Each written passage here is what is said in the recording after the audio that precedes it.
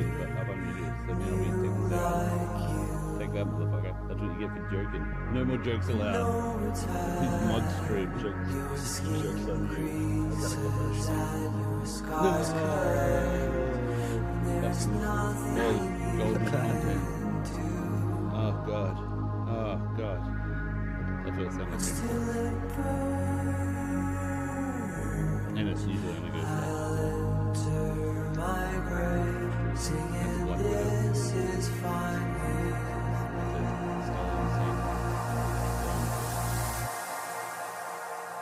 That one is actually licensed to me. And that was licensed. Oh, you are alive. I am live. I said I wasn't fucking around. I wasn't fucking around. Cowbell ready.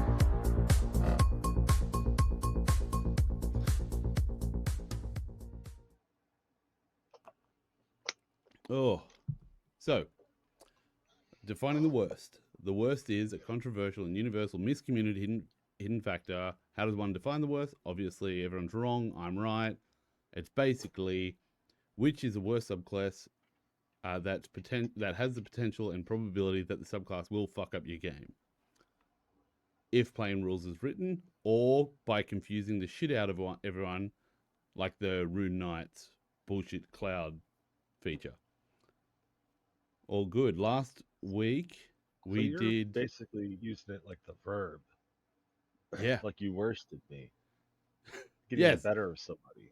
Yeah, you worsted me. You fucking absolutely what's the correct term? Sly dogged me. So we had basically every single one of the partnered content crit and miss subclasses. We're just like a little I made an addendum to the rules to, when there's one of those, I can add in another one of my own. Because Path of the Juggernaut, have you read that shit? Oh yeah. It's fucking crazy. It's absolutely my favorite barbarian subclass right now. It is cool. Like I've got no issue with them. It's just they're fucking crazy.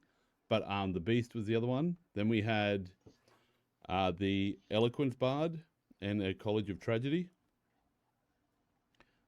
Cleric or the Order Domain, Peace Domain, and Tempest Domain are all sort of abusable. But I think Peace or Order, one of those. I think don't know Order. How you don't have Twilight in there. Twilight, I actually believe, is a beautiful subclass. Because, like, let's be honest, no one does the lighting rules properly anyway. Like, I don't think I've ever played in a game where that shit makes sense. So I do. I use it. I stand by my statement. However, I will not be using it soon. Oh. Because I'm switching to Hellspire, and they don't have an easy way to visualize auras. Yeah, they don't. And, like, honestly, the lighting rules in D&D fucking drive me crazy. It's like, if you're in the bushes on like a hill, completely hidden in the pitch black, waiting to ambush someone, and they come down the road carrying a torch. Yeah. Technically, you're in dark vision. I mean, you're in fucking darkness and you can't see shit. It's like, he's holding a beacon. No, that's not how it works. That's how it works. No, you would be able to shoot him because he's lit up. He's not in darkness. No, but where are you? You're in darkness. Yeah. And what are the rules say? And that's assuming you're in darkness. You could be underneath the sky, which would be dim light. I would say it's a fairly poor ambush if that was the case. It's not, because if you're in dim light, other creatures have disadvantage to perceive you. So when you roll your stealth check, they're going to have disadvantage to see you, which would mean a -5 on their passive perception. Yeah, but when you're trying to shoot them, will you be shooting with advantage or will you be shooting flat? If you were hidden, you'd be shooting with advantage. How? You got disadvantage. You're in darkness. You're not in darkness. You 100%, like, unless you're a really shitty ambusher and you're sitting there not in darkness. Wait. You're talking obscurement. I'm talking darkness, night ambush. Yeah, so that's why I said at night you're in dim light. Not You if have you're in the stars, you have bushes. moonlight. That's dim light. See, we're already having an argument about lighting. If we had the Twilight Cleric, argument wouldn't happen. Would be done. That's what I'm If saying. there's any light around, you're in dim light. If you're in like a cave deep and there's no light, you're in darkness. Yeah. Like, having done ambushes in my life, you get into pretty dark spots when you're in the bush at night. Like, you hide in those shadows in the darkness and you disappear. But Hmm. I hear. So the But you can still see the people that you're attacking, oh right? no, in real life you Well, 100% can. But I'm pretty sure the rules of D&D is like if you're in darkness shooting, like it's worded where you are, not where the target is. okay. Whereas I think an Uh, archer shooting from darkness at a person holding a torch would at least be shooting pretty true. What's this? What's this? What's this? Was that you sending it? yeah, I was looking up vision and light in the rules about darkness. Did you send it to You're me? right. Darkness is a heavily obscured area, Yeah. so you would not be able to see them. Uh, Yeah, so that's all I'm saying. Like I'm just saying like obviously we all play it like you can because the guy's holding a torch. But I've but seen I so think many they arguments. mean you're in darkness, so they can't see you, Yeah. right? Like I don't know. No, this Like argument is what I'm trying to avoid. Like Twilight Cleric, I'm just like, yeah, that's good. If you're hiding in darkness, shooting at a let's say a convoy walking down the road carrying torches, I would give you advantage because I'm like, even though the darkness does make it like hard to see the dead ground, so it's harder to judge distance. I'd still give mhm. it to you because you got surprise. You've probably got elevation. You got the element of like. I would give it, and they're holding a fucking beacon for you to shoot at. Anyone that shot a bow before should at least get close. Whereas by the rules, it should be a disadvantage, and then that'll cancel out with the advantage because you're hidden, so you're just shooting flat. But yeah, so PC blind. But so it doesn't solve the issue though. The Twilight Domain cleric gives people dark vision. mm, They're still in at a, darkness, no, but at a longer range. but they're still using dark vision, which gives you disadvantage to spot people in darkness. Not you. Sure, you avoid the dim light because dim light becomes bright for you, but dark becomes dim, Yeah, and at that point, you have the same issue again. and If you really wanted this to work, you wanted like cleric of light, and for him to just to have a friggin' oh torch. yeah, so I was more talking when people don't have dark vision at all. So like a human with no dark vision, Yeah. having a Twilight Cleric in the party means that you can just avoid that whole conversation and just crack on with the game. And I I'm just like, Sure. But yeah, I'm that just means like, everybody's rolling with disadvantage in your party now. Whereas at least the human with the torch would have been seeing things clearly. oh yeah, I hear you. But yeah, so we're just recapping. This is what I mean. This is what I mean. You don't want to have that fight, you son of a bitch. So we got Rune Knight and Echo Knight fighters. Yeah. Oh, if you got any other subclasses for these, just let us know. But Rune Knight and Echo Knight, I think, are the clear outstanders. Oh yeah. So back to the cleric, the twilight. I think it really needs to be on that list, and it's not because of the light, the dark vision, which is what you were thinking I was saying. That's what I thought you were saying. It's Yeah, be- no, it's because of the temporary hit points. go on. Anybody within here, I'll read it. Use an action, use your channel divinity. Twilight emanates from you. The sphere is centered on you, has the 30-foot radius, and is filled with dim light. The sphere moves with you and it lasts for 1 minute until you are incapacitated or die. Whenever a creature, including you, ends its turn in the sphere, you grant the creature one of these benefits. End the effect of charmed or frightened, which is not the issue, it's this one. You grant it temporary hit points equal to 1d6 plus your cleric level. So that's huge. Is that every turn? Every turn, on everybody's turn, not just your turn, every single. person in your party gets a boost to their hit points All every right. turn. And how do you think that compares against the order cleric every time they do a heal or a beneficial spell, somebody get an extra attack? Like, because the What? whole rogues getting their sneak attack on other people's turns, that Oh, argument you're thinking kicks of off. order domain. Yeah, sorry, I said order domain. I crossed off the other ones Oh, yeah, I thought you were saying peace. Uh, well, I like it because it's only once. You can only do it once, per turn. right?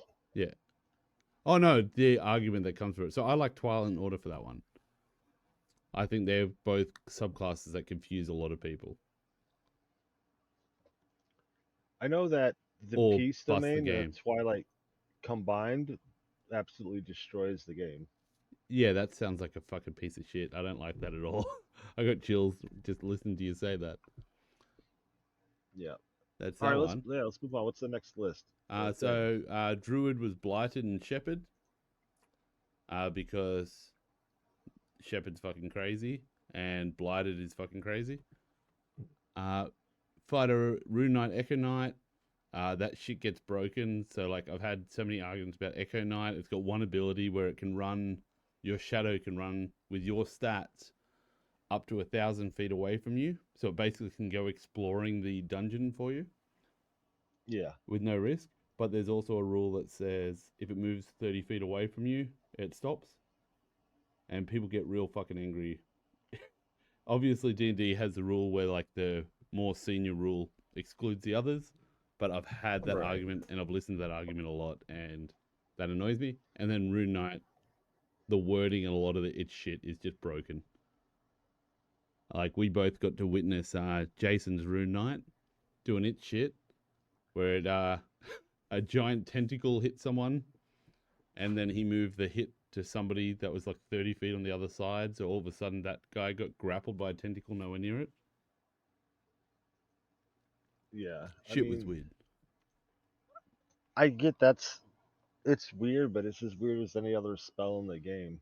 Uh, Yeah, the no saving what they need to throw. do is describe it as something magical and not just your fighter can do this because it makes it sound like you do it with a bucket of sand, right? Like they need Oh to yeah, no, I'm with you. make it appear magical. That's the solution to it. I'm just saying the wording on it, the fact that conditions carry over regardless of what the condition is. So like if there was like a grapple condition that was excluded or something like that, or just some sort of explanation to guide less experienced DMs, because I've seen that one go wrong quite a bit. But yeah, Wait, we got it carries over the condition? yeah, like if something is like grappling them, it'll carry over. Like even though it hit someone else in the yeah, so it's a fucked up one. Monk, we got the Cobalt Monk and the Astral Self Monk. Wait, I'm not seeing that. What do you mean? When you or a creature you can see within 30 feet of you is hit by an attack roll, you can use your reaction to invoke the rune and choose a different creature within 30 feet of you, other than the attacker. Mm-hmm.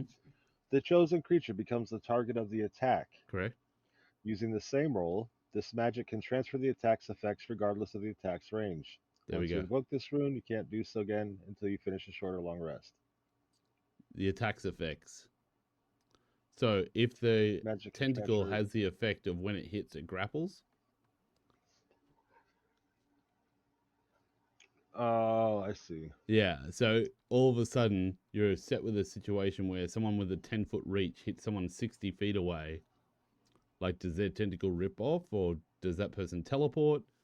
All of a sudden, it's very much on the DM's head to make it all make sense. And so Right. I'm, In I'm my just mind, saying, it doesn't happen because if monster A with the tentacle is attacking me, and I don't want him to, and I want him to attack monster B, yeah, he hits him and he's grappled. That affects transfers, but he's not going to hold the grapple on his friend, so it would immediately end. I think when looking at the grapple, you have to realize that they're not going to grapple each other. And when you look at, or maybe they do, but it immediately ends. It, look at other effects like knock them the fuck out. I think that should transfer over, right? But that's what I because mean. it's Like, not something he can reverse. but this is this exact conversation is why it's on the list. Like, it's a confusingly worded spell because a lot of people would be butthurt because they're like, "Hey, I planned that genius move," and like, "Hey, if you get an Well, yeah, octopus and you annoy its tentacle, it will latch onto itself or it will latch onto that thing." A lot of it's subconscious latching on. So why would it let go of its friend when it's actually just? And you're just like, "Oh God, why are we having this argument for the 50th time?" And then Oath of the Watcher because I was running oh, out of fucking time, and all paladins are pretty fucking fun to build. But that was the one that kind of felt like a lot of BBEGs could just be fucked by it because it's sending people home left, right, and center. yeah, I think it's just a matter of yes and. Yeah. Yes, it transfers the grapple and it immediately lets go.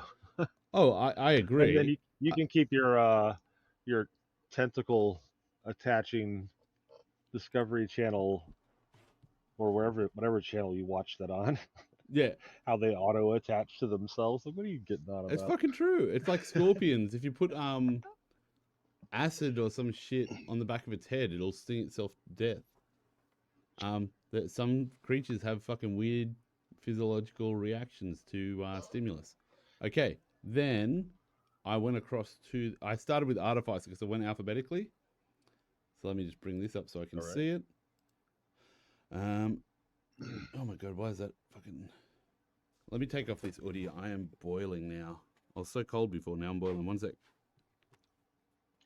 Oh, this gives me a minute to go pull up Artificer. So when you say like, what's the worst class?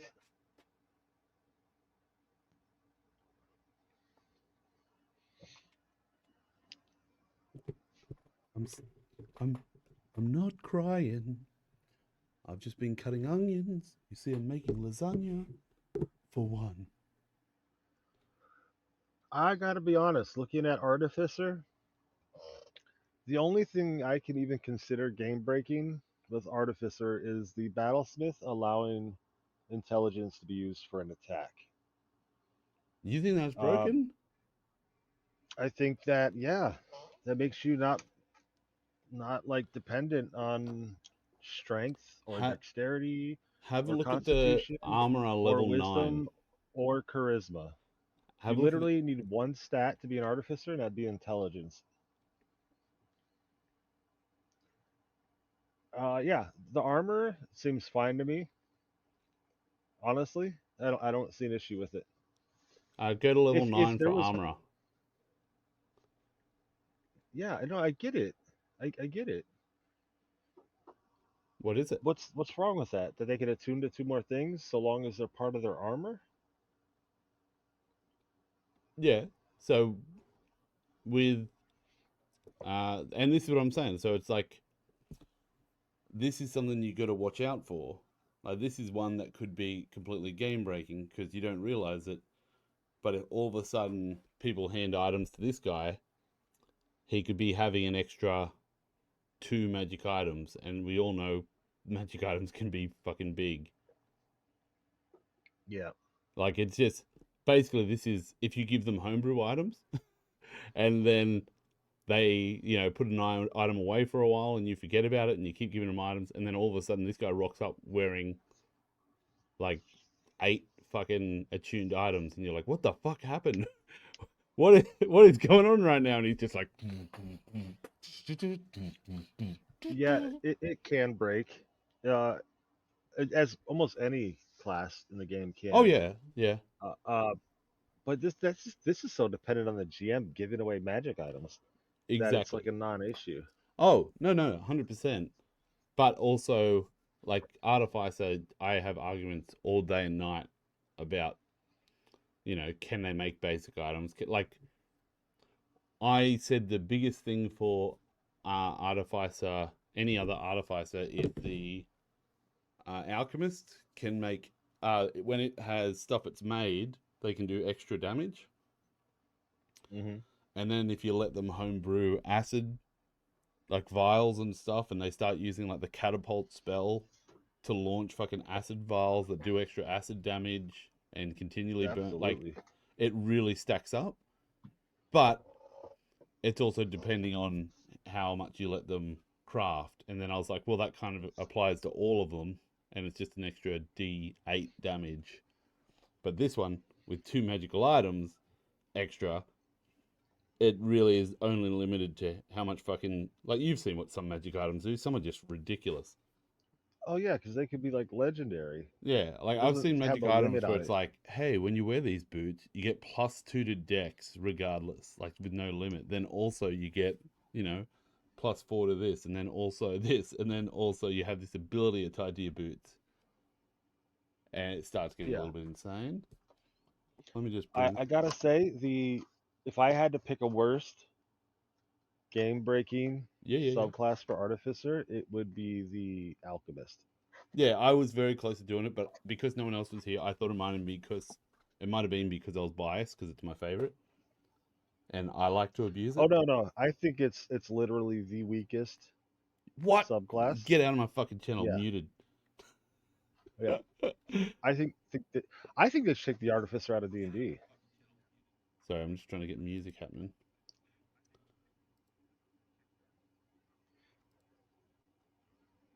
You want me to grab you music? I don't know why it's not playing. Did this last time as I well. can play music for you.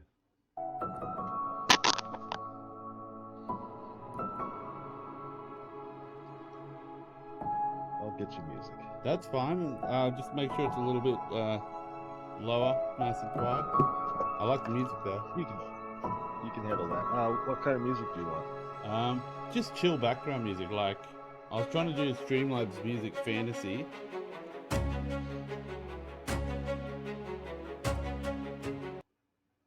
Oh, was it? Oh, that was me playing. I'm playing music. Never mind. We're good. It's working. I thought it was you playing it. I'm like, turn it down, dude. Well, no, I can. I'm ready though. Hey, what are you gonna play for me? What channel are we in? Mine. We're in Hangout. Are you getting me banned? Nope. Here we go. All right, and you said what? Chill background music. Chill background music So is what I want, baby. how about? Actually, I'll go with this one. I. This is called Rebuilding. So I imagine there's gonna be like construction in the background Fair enough. because we're working on shit, right? Yeah, no, Can you I'm hear fine it? with that. Oh, hang on, I might have to unmute in Discord. Oh wait, do I need to like hit play? Is it playing now? Hang on, I've deafened myself in Discord, so how do I undeafen myself? Oh, here we go. Okay, and now I Switch. need to turn that shit down. Oh, why did it just deafen? There we Well, it go. doesn't need to listen to us. We just need to be able to listen to it. That's true. That does make a lot of sense. Uh, why is it not playing? I You can not hear hear it. it? You might have it muted as well. Did you deafen as well? It is deafened. No. Did you Oh, deafen? I'm deafened. There you go. But don't unmute yourself. Only undeafen yourself. Wow. Yeah. Yo, Silent is my name. I just saw that. That was funny. I just had that whole chat box covered, so I couldn't see you or Silent is my name talking, and I was like, that's so weird. I think you'd get along with Silent. Well, dude, if Silent hits request, I can let them join if they want to chat. There's absolutely no issues with that. So Armorer level 9, that was my issue. That was it. Like, it's like, hey, everyone knows the reason that crit ratings and stuff don't work is because of magical items. They're not accounted for in their calculations. So having an extra 2 magical items can fuck your game. That was my mathematics on it.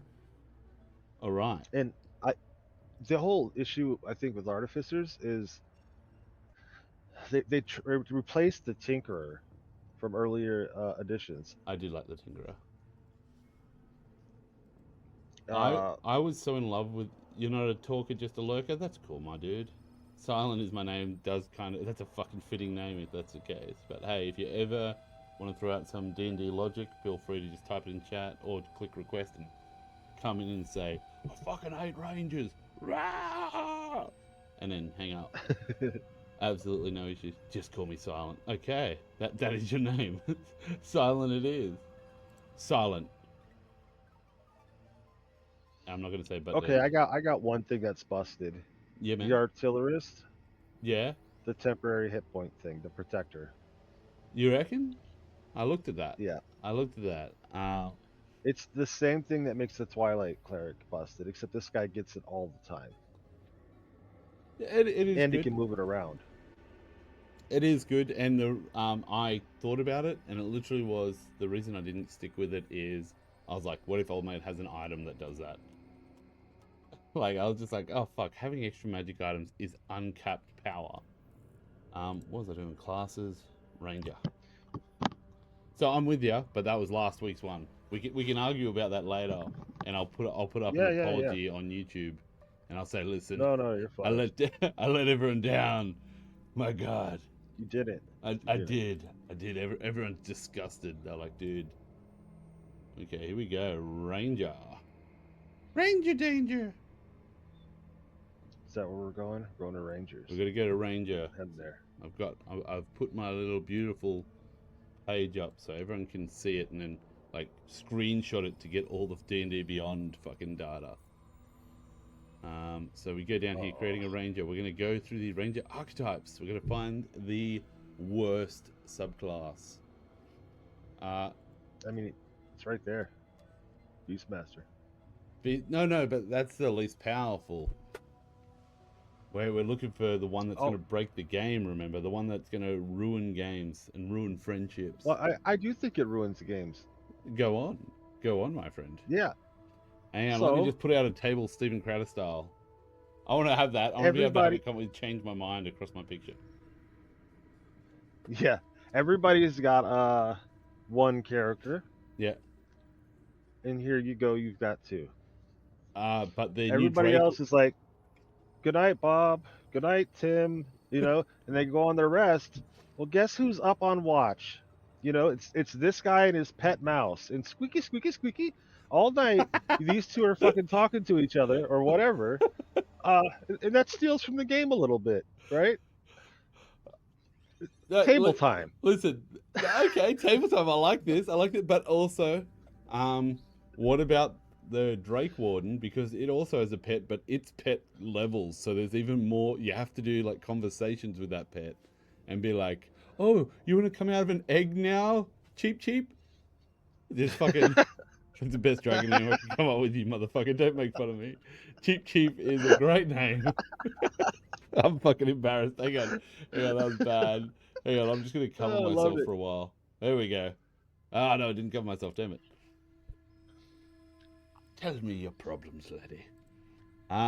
So we got Beastmaster, Ranger Companion. I guess you could argue that whinging about the fact you have to use your action and shit to make it do stuff. Exceptional training. Here's another reason that this is broken. Besides stealing table time for roleplay. Yep. All right? Yep. You now have another creature that you can completely load up with magic items. Oh, that's true. That's fucking true. There's so no this reason you can't. already blows your armor out. Blows his back out. And bring the fucking donkey as the Beastmaster pet. And then look at their 15th level ability. That's what I was looking for. When you command your beast companion to attack, the beast can make 2 attacks. Oh my god! Or when targeting yourself, you can also affect your beast companion with a spell. Alright, so we'll at the moment, that is the worst subclass that we've been through for the Ranger. So I'm with you. Number 1 at the top is this motherfucking Beastmaster. Like, Fizz, you and I both agree. Of the Rangers we've read through in this session, Beastmaster is a fucking game ruiner. Drake Warden, we've got Draconic Gift, Thaumaturgy, Read Speak. You get a Drake, so you get an extra language over the Beastmaster. You can actually talk to your pet. So already this is sounding more OP. When you summon the Drake, choose a damage type. move and use a turn reaction. Only action, dodge action again. Blah, blah, blah, blah. Reduces hit points to 0. Okay, so instantly this is better because you can, when it dies, you can just summon it again. Unlike the Beastmaster where you just lose your best friend. Yeah, and then you're like, hey guys, I Actually, like my that furries. might be the game We have breaker to right head to the there. woods. The game breaker is if you kill their pet. That's it. Like, this whole thing is about having a pet. No, Bucket. No, exactly. Bucket dies as if you and Mark are going to stay friends. It'll be fucking on. No, I'm just kidding. But on for young and old. Oh, fuck. That, honestly, that might be it. We were joking. Oh, I was joking. You might have been serious. But that was fucking 100%. I'm on board now. That is a game breaker right there.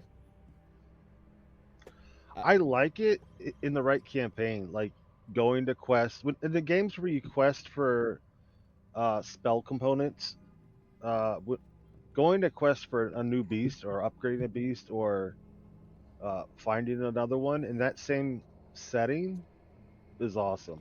I actually liked how Critical Role did this with Trinket. They actually had like the whole team working towards getting Trinket armor.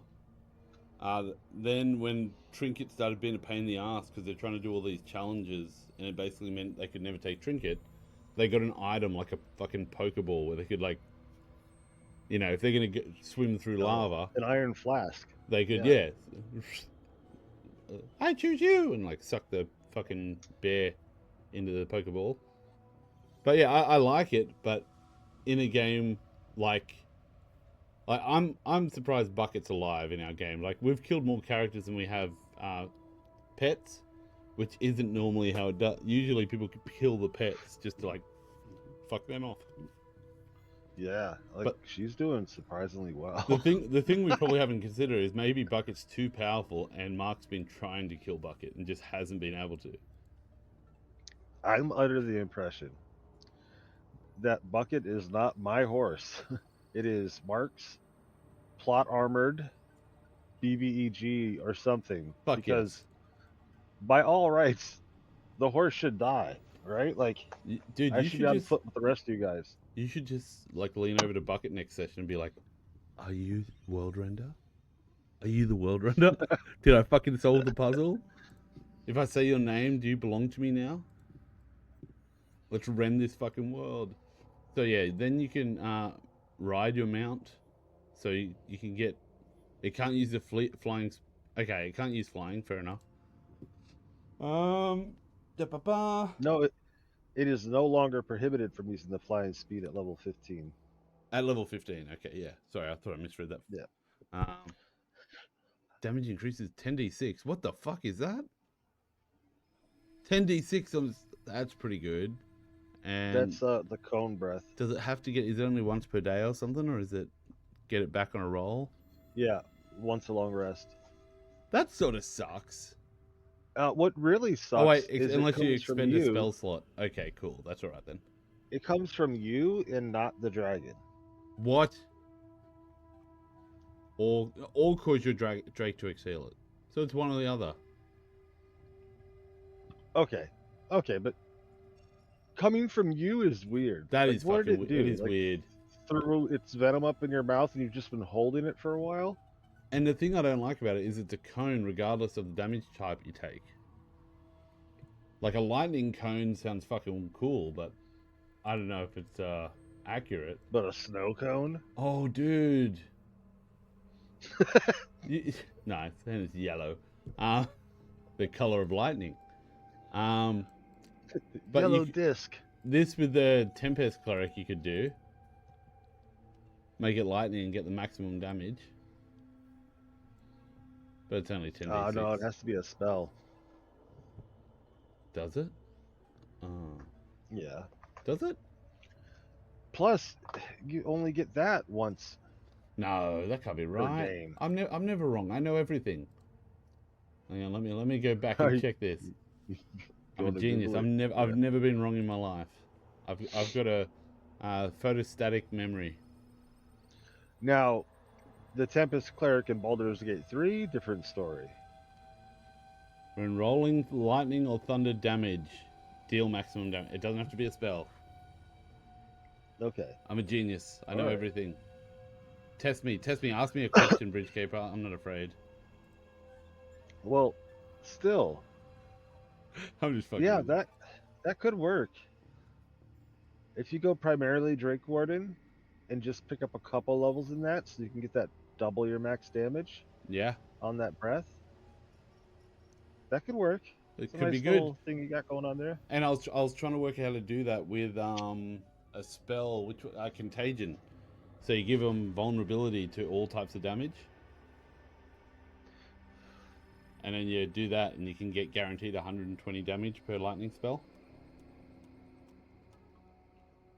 That's pretty I good. want to find a picture of one of my old characters. You're not gonna. One of your old No, but characters, okay? it was my first Drake Warden. Oh, very cool. Like when it first got released. No longer prohibited from No, I've deleted it. No. I'm the worst. Was it in any campaigns you could go to and steal it from the D&D log? No. Nope, it's Did gone. Gone for good. there was a I'm trying to think what it was. Oh, the Cobalt monk, the Cobalt Inquisition monk or whatever it is. Yep. It's got an ability which is fucking broken as fuck. Like I couldn't think of a way to do it maximum, but it had an ability, like when you get towards the end As of a the thing, bonus action. that you can Right. use a key point to take an additional reaction.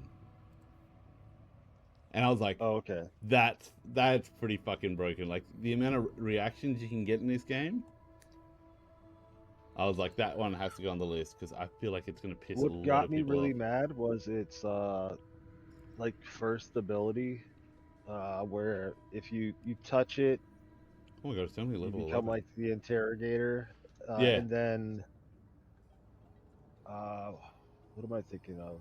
you get their damage resistance and the Ex- analyzer and shit. the analyzing, where you can, yeah, all Yeah, of that. You get that as a with your flurry of blows or as a bonus action. But we're in the ranger subclass we're going to, the hunter, or no, the monster slayer. yeah. It costs them an action. So they brought this in, and I'm like, wow, you just stole. Wait until you see the monster slayer. The entire subclass sucks, Well, except for this one ability. on Oh that yeah. note, so this is analyze a creature. You learn all of its damage, vulnerabilities, damage resistance, damage immunities, and condition immunities. So all of them. Now, if we Hmm. go to one of the old school favorite subclasses of everyone, the Battle Master. At level 7, it has the ability called... God damn, I forgot about that. I timed that wrong. Know your enemy. Starting at 7th level, so it's not one action. It's if you spend at least a minute observing and interacting with a creature outside of combat, you can learn certain information about its capabilities compared to your own. The DM tells you if the creature is equal, superior, or inferior in regards to 2 characteristics: strength score, dex score, con score, AC, current hit points, total class levels, fighter class levels. Do you know? Yeah. Do you know how much it pissed me off when I finally used that ability and my DM was like, higher, higher. I was like, well, I'm done. I did my. Can I do it again? Because it doesn't say once per turn. So can I just observe him for another minute and get more information? He goes, I guess you can. I was like, okay, I do that for the next night. I want to know everything. And he's like, oh no, that seems broken. I'm like, fuck you. Just let me do the thing. All right, we're going back to Ranger. Sorry about that, because I want to get to this Hunter. Alrighty. Yeah, no worries. So where are we? Ranger. We've almost got through 2 subclasses. We're doing very well. Fey Wanderer. Okay. Dreadful Strikes. Deal psychic damage. No one cares. Wanderer Magic. Extra spells. No one Wait, no, no, no, cares. no, no, no, Yeah. no. This is actually toxic to the game. Oh, is it? Dreadful strikes. Okay. Uh, Once per turn and D4 damage.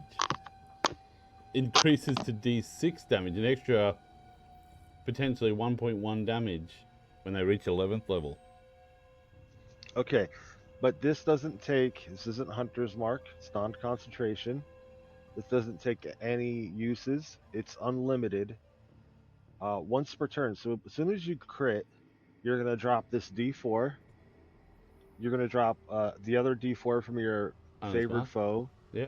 You're probably using Hunter's Mark, which is a D6. You're at 2D4 and a D6. Let's say And that those are only Hexblade gonna as well. really get dropped on a crit, so we're at 44 2d6 added on. But this doesn't say with your ranger stuff. This is any weapon attack, so you can go any other like class in the game.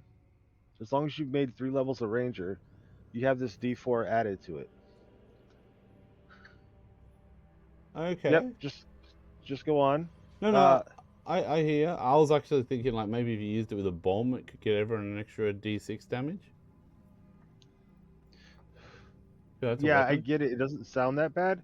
No, I was saying I'll find like, a broken video on this. It combines with something else.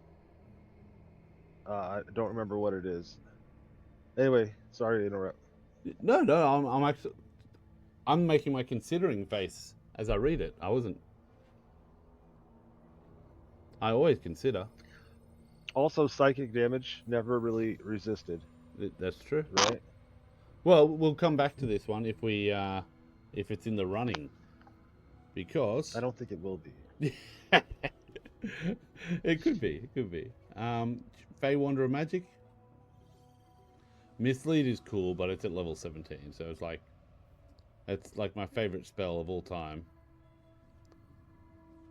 Because it's good for an hour, dude. Great. It's like when you're going into negotiations, this is one where you can do it and then like be like, yeah, man, fuck you. And then they attack you and the arrow goes straight through and then you hit them from the side with your psychic blades. And they're like, what the fuck happened? Or if they're a really good DM, they're like, sorry, not a real good DM, an arsehole. They're like, oh, they fucking passed their check and they knew where you were the whole time. There's invisibility detectors in the castle. Beguiling Twist. Your advantage on saving throws against Charm and Frighten. In addition, whenever a creature you see within 120 feet succeeds on a saving throw after being charmed or frightened, you can use your reaction. This is kind of cool. Against your spell save DC. I like this. This one... Yeah, it's an Uno reverse card. Yeah, I like that one. That is good. I remember talking with Archie about that. On one of the subclass videos. I really like that one. Like, it's a nice feature. Royal Court blessed you with assistance of Fey beings. You know someone's Fey. It doesn't count against your ranger spells you know, and you can cast it without a material cost. Wait, once per day, right? Yeah. Whenever you start casting the spell, you can modify it so you don't require concentration. If you do so, the spell's duration becomes 1 minute for that casting. That's fucking cool.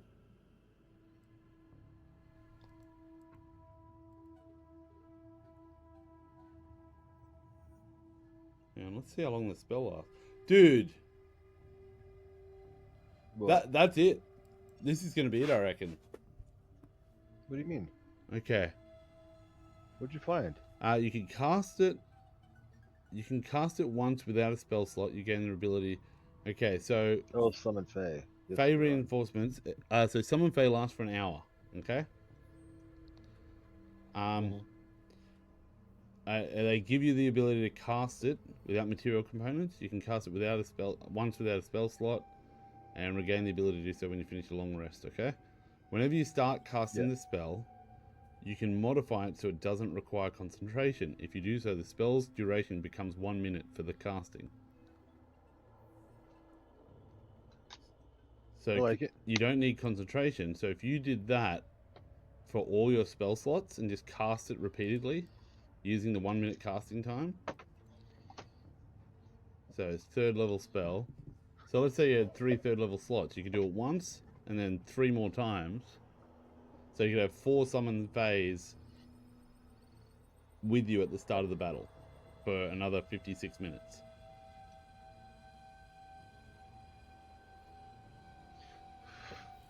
It's not Yeah, bad. I see where you're going with this. Like if you were like a wizard with a couple levels of this shit, you could have way more than 3 third levels. Oh, dude, better That's yet, making.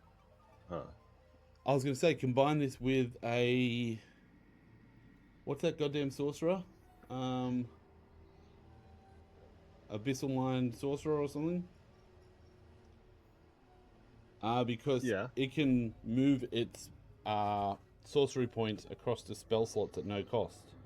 So you can technically like move your spell slots to there and that back, and use all your spell slots on third level slots to cast this like 12 times, and then run out with like no concentration, but 12 phase spirits with you.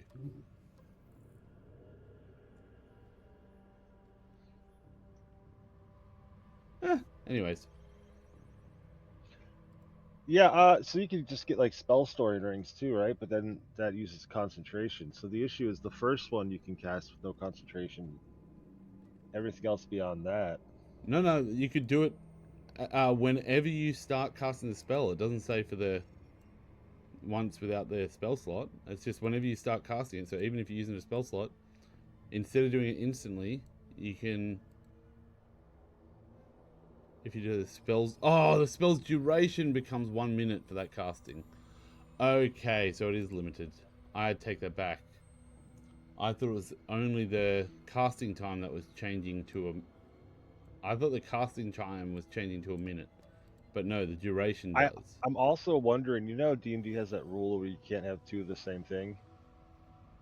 Uh, summon Fey and summon Fey. It's two of the same But thing. yeah, but it's not on the same thing because it's not concentration locked. It's just a spell. Well, I don't mean concentration rules. I mean Yeah, you can't. uh, But that's you can't two benefit. spirit guardians. Yeah, and They you only one that takes effect is the stronger one. wait. Is that right? Yeah, yeah. Just Like like I know bless in that you can't, but spirit guardians. I thought that was think one where you could. no, you you can't. It's Oh. only the one that has the highest level. That's the one that will affect them. So I'm wondering if this is. I see where you're going with it, but I think that you can't cast two summon phase. So Uh, hell, I'm just gonna ask Google Fey reinforcements. that's a good In idea. Fey reinforcements, And I'm gonna can go. you Didn't tell me. cast summon Fey twice?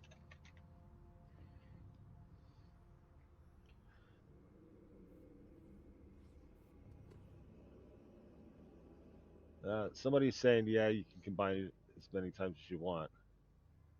Yay! That's not what I asked Google. Google. Oh god, I want to watch that Norm McDonald clip now. I watched that the other night. You seen that one? Mm-mm. What is it? It's like, let me just search, uh, most triple doubles in a WNBA game. Did you mean most triple doubles in an NBA game? Oh, Google. So sexist. Okay, where we got this? The Fey reinforcements, we'll keep that under advisory. You could abuse it, but I feel like the setup time, it's not going to happen that often. You can Yeah, and cast. it's not like Conjure Fey either. This is just summons a Fey spirit. Yeah, it's not super powerful. If you This had, isn't when you summon like a bunch of fucking yeah, sprites or anything. which would The instantly be other more thing powerful. is when you do summon these, uh, does it need your action or bonus action to move it around? Shares Uh, your initiative count, takes its turn immediately after yours. It avoids verbal verbal commands, commands, no no action action. needed. If you don't issue any, it takes a dodge. So yeah, that's fine. Verbal commands always fun. So you could have that, and then also summon 8 sprites on your control one, and for 30 Yes. seconds have like 50 fucking creatures running around going. Oh, and here's a huge downside. Its material component is a gilded flower worth at least 300 gold pieces. Holy shit! Really? So So yes, I would Where's 100% that? allow this. Look at Summon Fae in Yeah, the no, it's material not coming component. up on the stupid. Like it says material component, but it won't come up on the window. I've got to scroll down. Oh, right click it and Gilded open in a flower. new like. Fuck that. Dude, I hate spell components. Like, I know it's a thing, but like, god damn it. The amount of times you'll be like, Well, at Adventures League, I was like playing as a cleric, and what did I go to do? It was something like real pissy, and the guy's like, "Do you have an iridescent pearl?" I was like, "Shut your fucking mouth, dude." I didn't say that. I just went, "What for?" And he's like, "You can't cast identify." I think it was identify. You can't cast identify unless you got an iridescent pearl. I was like, "Well, how do I get one?" He goes, "Oh, you have to buy one." I was like, "How do I buy one?" He goes, "You have to like say in game, I'm buying an iridescent pearl." I'm like, "Yeah, no, I'm not that doing makes that. sense. I'm just gonna write it on my sheet and say I did it last week. Tell me I didn't, motherfucker." And he goes, "I just saw you write it down." I'm like, "Yeah, no, that's true." And they banned me for life. Um, but yeah, Misty Well, Wanderer, you get to I I like it because with that material component, you can't break this, and it's not likely that you'll have more than one up at a time. Um, I so I think it's fine. I do like Misty Wanderer that you can Yeah, it's take great. along a willing creature because I especially like the idea of using that to um, along with a charm spell. Quick, my friend, come with me, and then teleport off a cliff and fly away. Or hey, do this Dimension Door as your action. Oh, you can't because Misty Step is a bonus action spell. Shit. No, we're Shit. I was thinking you could. falling. I regret nothing. Yeah. Oh fuck! How good is it when that happens?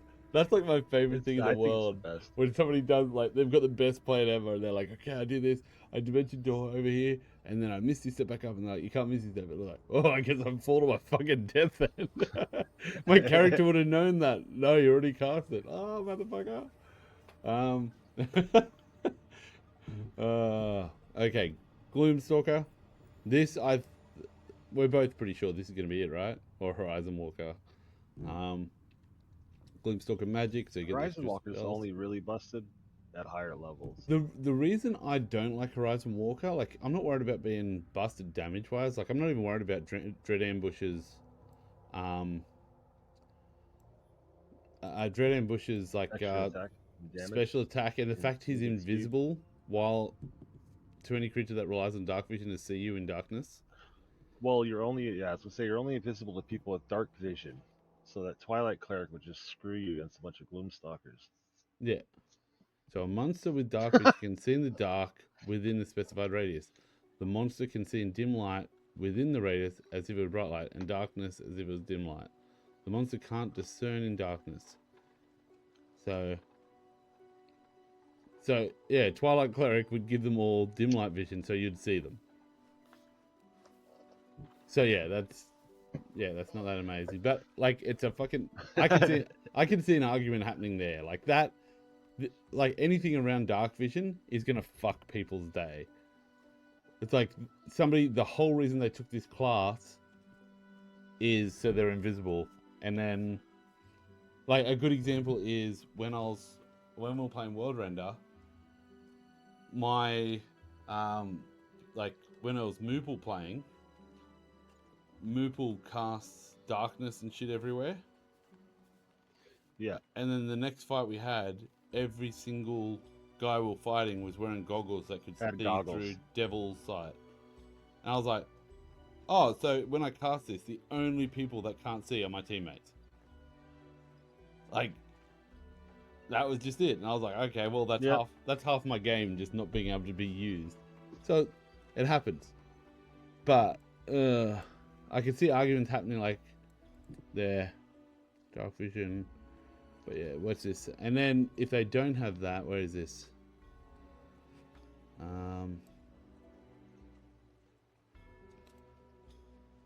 Okay, so that Dread Ambusher isn't even attached to the darkness. That's just they fucking attack people better.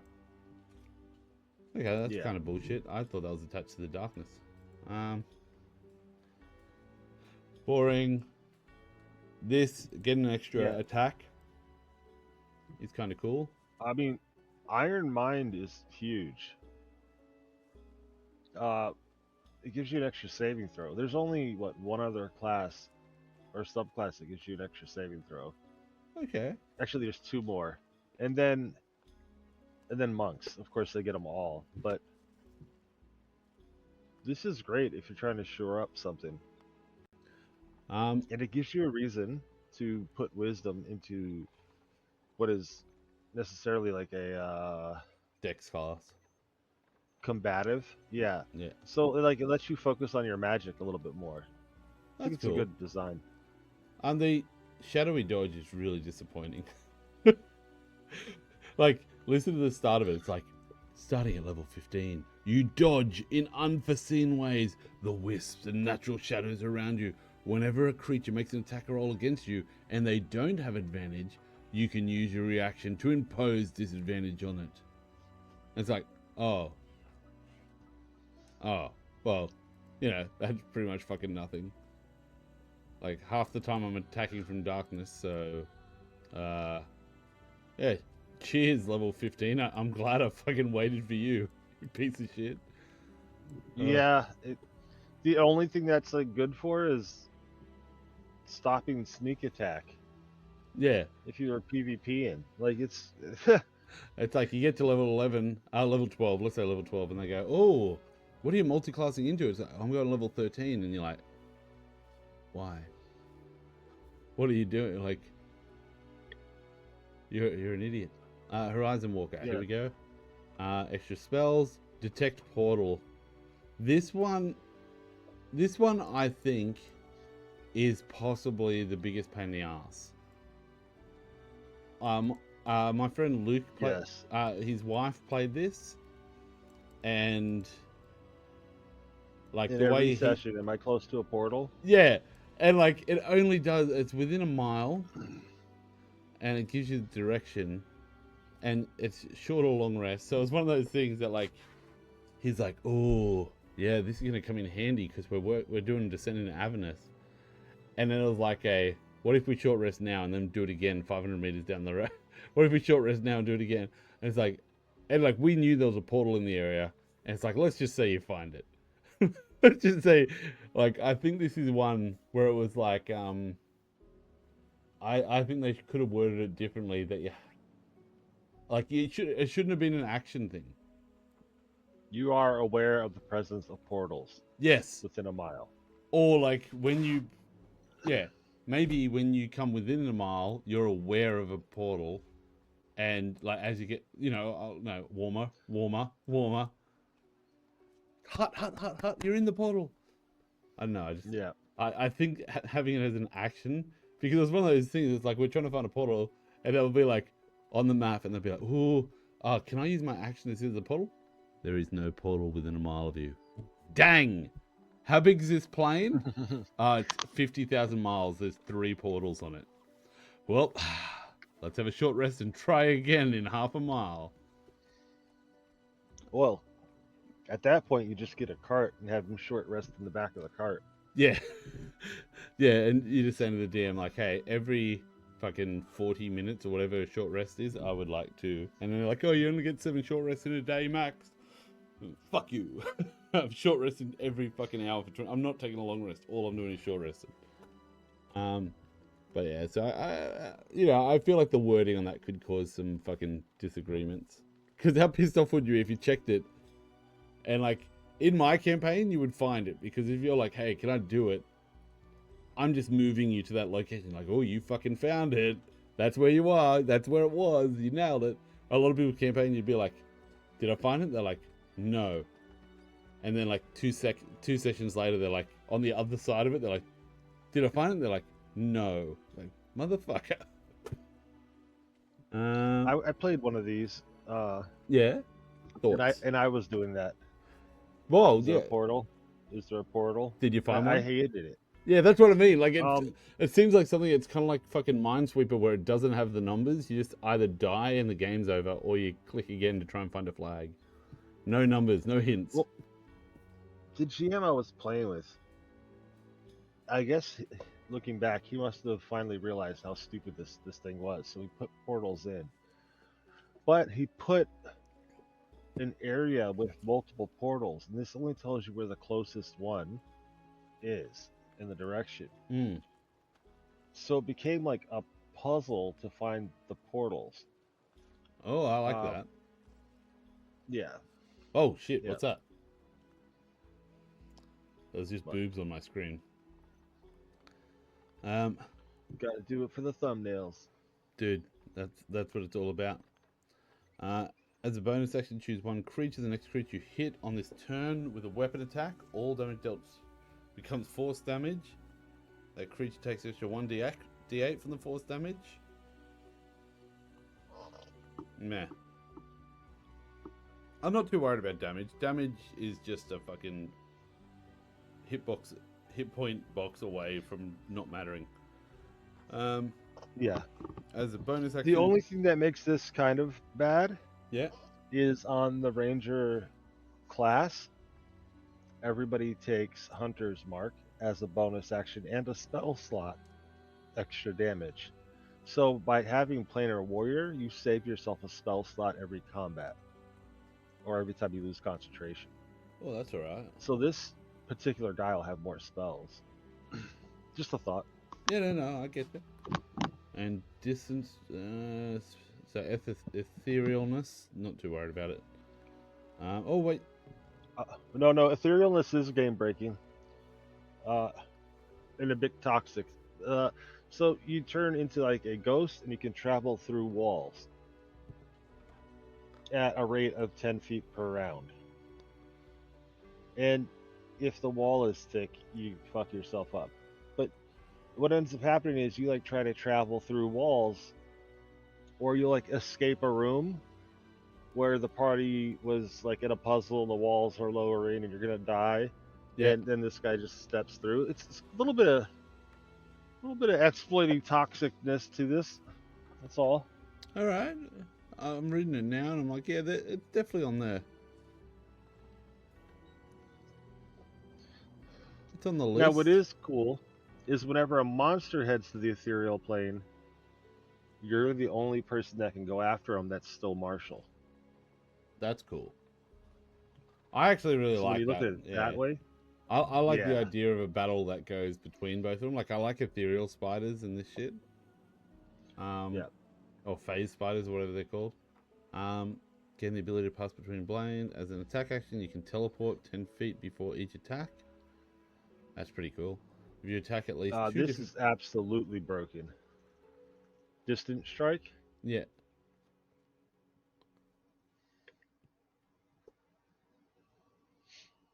So if a bad guy's got you grappled and you're a longbow, you would normally be at disadvantage to attack them. But now you can teleport 10 feet up in the air and fire an arrow down at them. Oh, and now you've got another attack. You teleport another 10 feet up, fire another attack.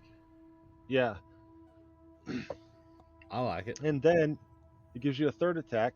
So now I can teleport it another 30 feet up into the air, or 10 feet up into the air, and fire another attack. And now I'm 30 feet away from it. Okay, I'm You going to can use say... it to, like, it's not that it's broken, it's just the only part that's broken is teleporting for free out of a monster's grip. Yeah. It costs you nothing but your regular attack. Do you know what I like about this? Um, Hmm. yeah, let me just quickly find a tab for this. One of my favorite items to use with what is it called? Boots of something. Wayfarer's boots. Springing and striding. Pathfinder's boots. Wing boots. Boots of something. Boots of wherever the fuck I just was. False tracks. Is that it? You can. Or it leaves different No. footprints. No interlands. God damn it. Winding path. This is it. Oh, the Rewindo boots. Yeah. I.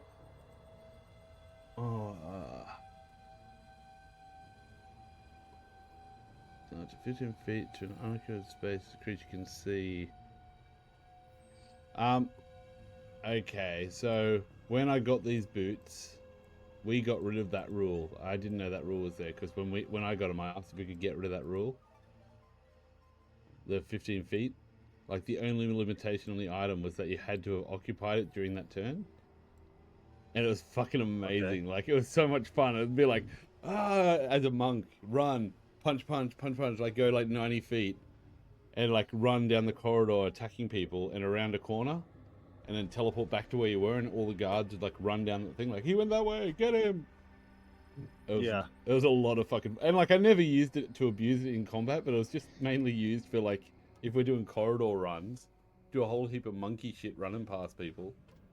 Run around a corner or into a room and then teleport back. Yeah, and like it was just one of those fun things that just became a recurring thing. So I generally have that item in my games and I get rid of that bullshit. The 15 foot. I just say as a bonus action, you can teleport wherever the fuck you want as long as you've been there this turn. So we even did stuff like teleporting somewhere, saying shit to people, like Dimension Dooring there, saying shit and then teleporting back. It's kind of cool. Okay, get rid of that. So far, what do you reckon is the big one? Because we're going to have to speed this up, otherwise we're going to not get through anything.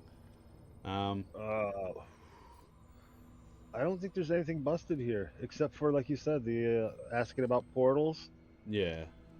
Fearlessness comes up so little, it doesn't really matter. You basically have to make Distant Strike is really fun, even for like melee characters that want to get into fights, because they get an extra, they attack somebody, zoom past them 10 feet, attack somebody else, zoom past him 10 feet, attack somebody else. Yeah. And now they're at the wizard. So they can like get through an entire army. Like that's cool. Oh yeah, it's cool. It's like Jon Snow moving towards the fucking Ice King or whatever that shit is. So is Hunter the one you didn't like the look of? What do you mean? You said one of them shit. Was it Hunter? Oh, Monster Slayer. Monster Slayer. Okay, Hunter looks alright. I love the Monster Slayer. It's just it gets slept on a lot.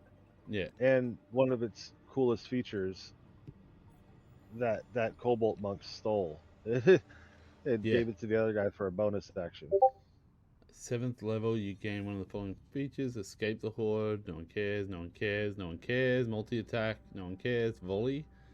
Use your action to make a ranged attack with any number of creatures within 10 feet of a point you can see within your weapon's range. You must have ammunition type for each target. That fucking sucks. I can see that. Wow. Well, let's say it's 10 feet of a point. Let's say you're hitting an army where the whole 10 feet of the point gets from this corner. So it's 20 feet by 20 feet. 10 so feet. We're talking 16 creatures total. Yeah. And then let's say they're making you count your fucking ammunition. You do that and it's like, I'm out of arrows. Good game, guys. I'll catch you next fucking campaign. Number of creatures within 5 feet of you. Hunter's defense. Don't care. Evasion.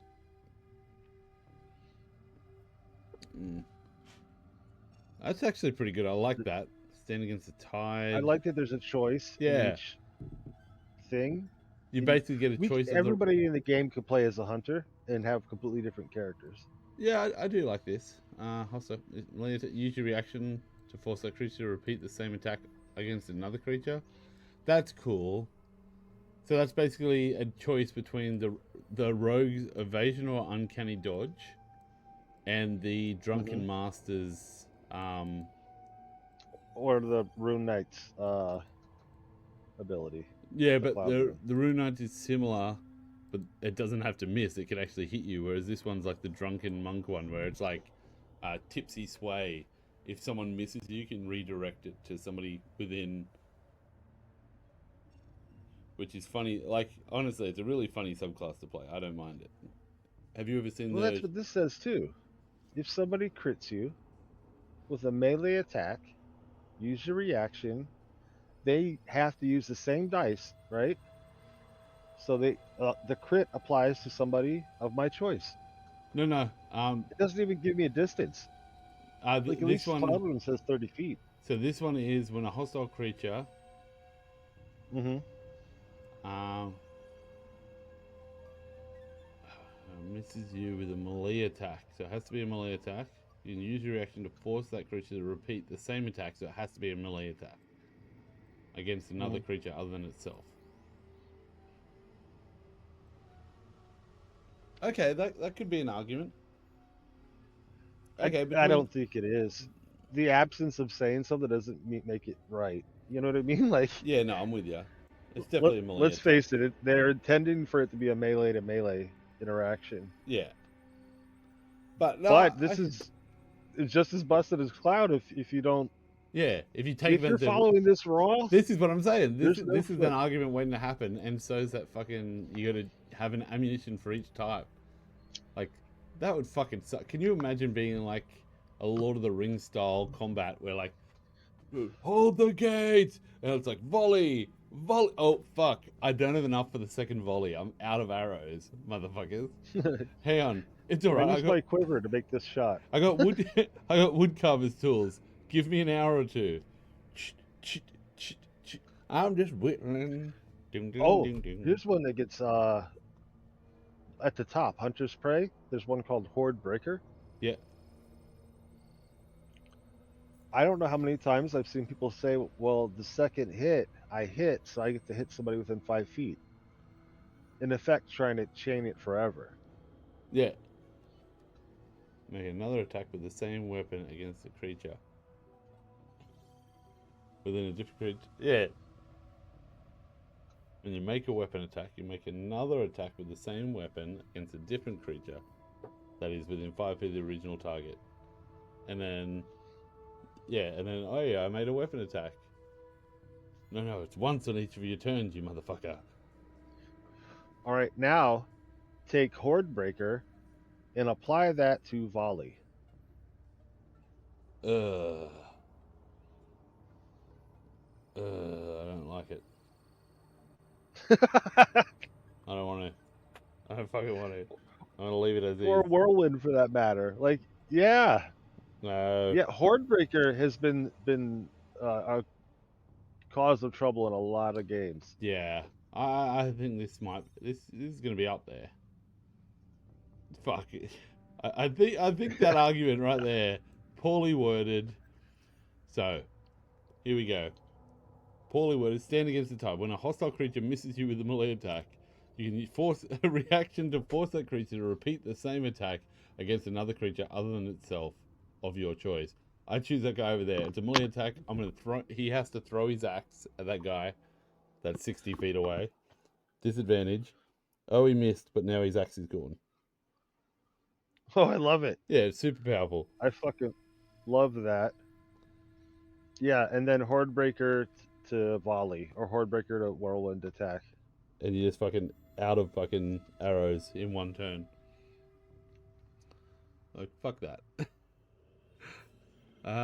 Okay, Monster Slayer Magic. Zone of Truth. I like Zone of Truth being in there. Banishment, Hold Monster, cool. Hunter's Sense. Choose one creature. Okay, this is what you're talking about. Gain the ability to peer at a creature. Basically, as an action, choose one creature you see within 60 feet. You immediately learn whether the creature has damage, immunities, resistance, vulnerabilities, and what they are. If the creature is hidden from divination magic, you sense that it has no damage, immunities, resistances, or vulnerabilities. You can use this feature a number of times equal to your wisdom modifier. You regain all expended uses when you finish a long rest. That's pretty good. I have played with DMs that as soon as they read that rule, they're like, "Oh, my fucking guy was wearing a pendant of fucking, yeah, you can't see my shit. Fuck you." I love playing those games. Sound like Mark all of a sudden. Dude, that's what Adventure League was. Adventure League was a whole heap of people. So like, I'd be like, wall them in. I'd cast like illusion to put like a brick wall in front of them. Yeah. And he'd be like, oh, because you cast a spell in front of this guard, he knew it was a fucking illusion, and he knows probably where you are. Even though you went and hid behind that box, he now gets like an attack on you, because you'd be surprised that he knows where you probably are. And you're like, No, that's shit. I was like, you do Yeah, realize he's seen you cast, but he shouldn't know that that's not a real wall yeah, exactly right. or a fake wall. Like, 'cause you could have cast a wall erupting from the ground and forming itself there, and there's no reason he should see that it is anything other than that. Like, I could If it, if he was like a high yeah, level sorcerer or something or someone that has that spell, I'd be like, yeah, sure, okay. He might have seen it was some fucking, and it wasn't even minor illusion. It was actually like a leveled spell. I forget what it was. But yeah, it was one of those ones where I was like, you motherfucker. My whole turn wasted because I was like, no, you got to do this. You got to.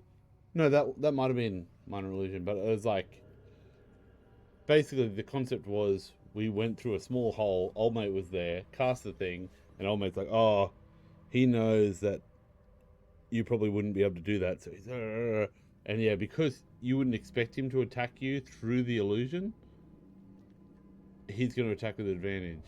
And I was like, so I use my turn to give him advantage? Like, what the fuck? You son of a bitch. no, he shouldn't get advantage because I get what he's saying. You don't expect him to go right through it, but you're not going to stay there and let him hit you either. So Yeah, and also because I can see it's an illusion, I can see through it, so I can literally see him taking aim at me.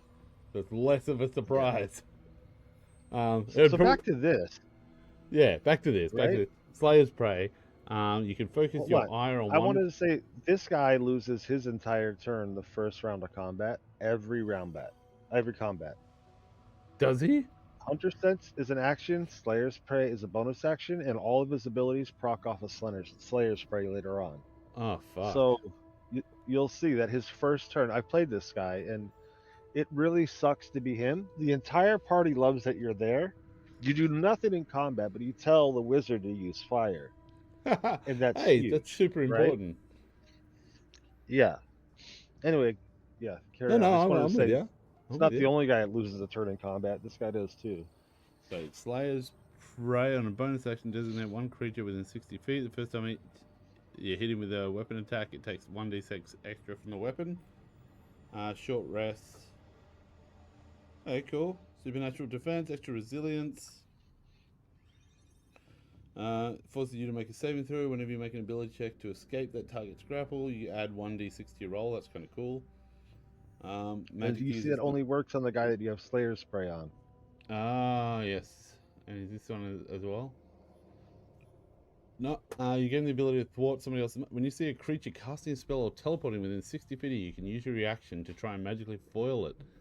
Creature must make a wisdom saving throw based on your spell saves DC, or its spell or teleport fails and is wasted. I like that a lot. This is the defining feature of this I class. wish that wasn't once per short rest or long rest. I don't know. I just kind of like that is the big part that's bad with it. Yep. Yeah. Yep. I like that would be so cool if the mage is trying to teleport away and you keep going, nope, nope, nope. Well, so here's the thing. This is stronger than a mage teleporting away. That's casting a spell. This qualifies for things that just teleport, like a blink dog. That's awesome. Yeah, so it can stop things that naturally teleport, which is huge. Nothing else in the game can do that. And this is another prey one, Slayer's Counter. At 15th level, you gain the ability to counterattack when your prey tries to sabotage you. If the target of Slayer's Prey forces you to make a saving throw, you can use your reaction to make one weapon attack against the quarry. You make this attack immediately before the saving throw. If the attack hits, your save automatically succeeds in addition to the attack's normal effects. That's fucking awesome. Yeah. That's cool. So my plan with this was to make a grappling mage slayer. Fuck yes. Try and teleport away and you just headbutt him. No. Yeah. Who said that? Yeah. Somebody said jar torrent of endless water or something was an OP thing because you can hold your action to shoot it into somebody's mouth if they go to cast a spell. And I was like, I fucking love that. you know that item? Like you can do a torrent of water that like knocks people down. And I was like, hey, I'm watching the spellcaster with it like ready, and if he goes to cast a spell, as soon as he starts trying to cast it, I want to hit him with it. And I was like, I really fucking love that. I In my love it. game, it wouldn't work.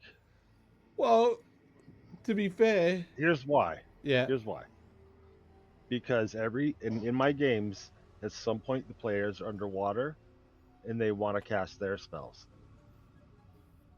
yeah, So, uh, this is what I've ruled at my table: is that if you're underwater and you want to cast a spell, you can. But now that air is gone, you're now following drowning rules, and you can't cast any more spells. okay, I like So, that. I like that. so I would let this guy, which is enough to save you, right? It could be like I cast air bubble on everybody's heads, Yeah. right? I cast water walk, whatever. Uh, so this guy, the water torrent's getting blasted at him, held action. I would let him get that spell off. Uh, Now the other guy, I could let him like use that water turret to keep the water in his mouth, and I'd start drowning him. Oh, yeah, I don't know. no. I don't want to steal it from the players, but like, I how do you think I'd feel? allow it purely on the fact that like the reason if you go to cast a spell like as a held action, that means you're like getting the thing ready, you're getting the components out, you're like you're starting to say the chanting, like you're getting to the point where that when somebody does something, you're going to finish the spell and cast it. Now, if you go to Yeah, cast it, most of the time that means you've pulled out the component and you start saying the words, which means like components are going to get lost, they're going to get burnt up. Like I it's get it. yeah, you're You're using your saying so. action. You're picturing it hitting him like right before he Yeah. says it, So they're like, like when he takes his I breath in to bind you start the to the cast. like drop Yeah, yeah, everything yeah. and they're like ah. Hang on, let me do that So sound I'm effect. picturing it on the exhale, like Kamehameha, right? Like you're not stopping that because he's already brought the air in, and now Okay. he's expelling it. What about some I, I sort of like initiative I check? like either one though. What about Huh? like a dex check for the wizard versus a perception check for the the person with the thing to see who fucking gets there first? Uh, Because it's action I versus would held let a action. roll off happen. Roll You off know, would if be the cool. table like erupted with my ruling. Yeah, It's yeah, like, hey, if you beat them, you stop them from casting it this turn, but they don't lose the components. If they beat you, they get the spell off, but it's instantly cancelled. yeah. I just have to be careful because players always want to get away with stuff. Oh But yeah. now everybody in my world is gonna have these cheap little common magic items to be splashing at your casters, Oh, I get that. right? I get that. Yeah. That's because you play It, responsibly. You play well, responsibly. I let my players drink and drive all the time. Life's fucking good, man. What could ever go wrong? Like I wouldn't let them do that PvP unless it was really really funny. Actually, no, I yeah, probably I would. just want it to be like, you know, if I allow it for you, I'm gonna allow it for them, and that could be dangerous later on. Oh, there's a meme popped up. Yeah. Put it in my Discord in the meme channel. Let me find it real quick so I get the wording right. Oh, here, I'll just ping you there. If Ping you're me. there. Oh, you're Ping me. not in my Discord. All Oh. right. So it says I try to use heat metal on the bones of the enemy since calcium is a metal. DM Whoa. allows it. Whoa. Now the Whoa. rust monsters rust away my bones the next combat.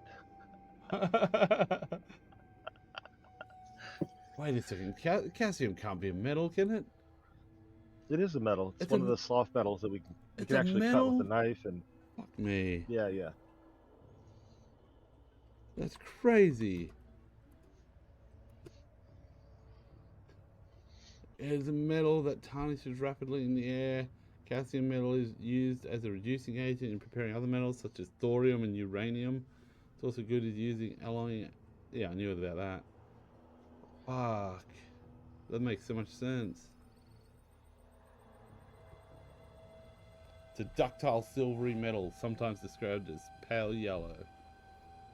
blah blah blah blah blah. But that's what I mean by if you allow things, then expect the rust monster to bite you, Oh and yeah, now your bones start rusting. yeah. Hang on. Hang on, we're gonna watch this clip. Sorry, you've made me think of this clip.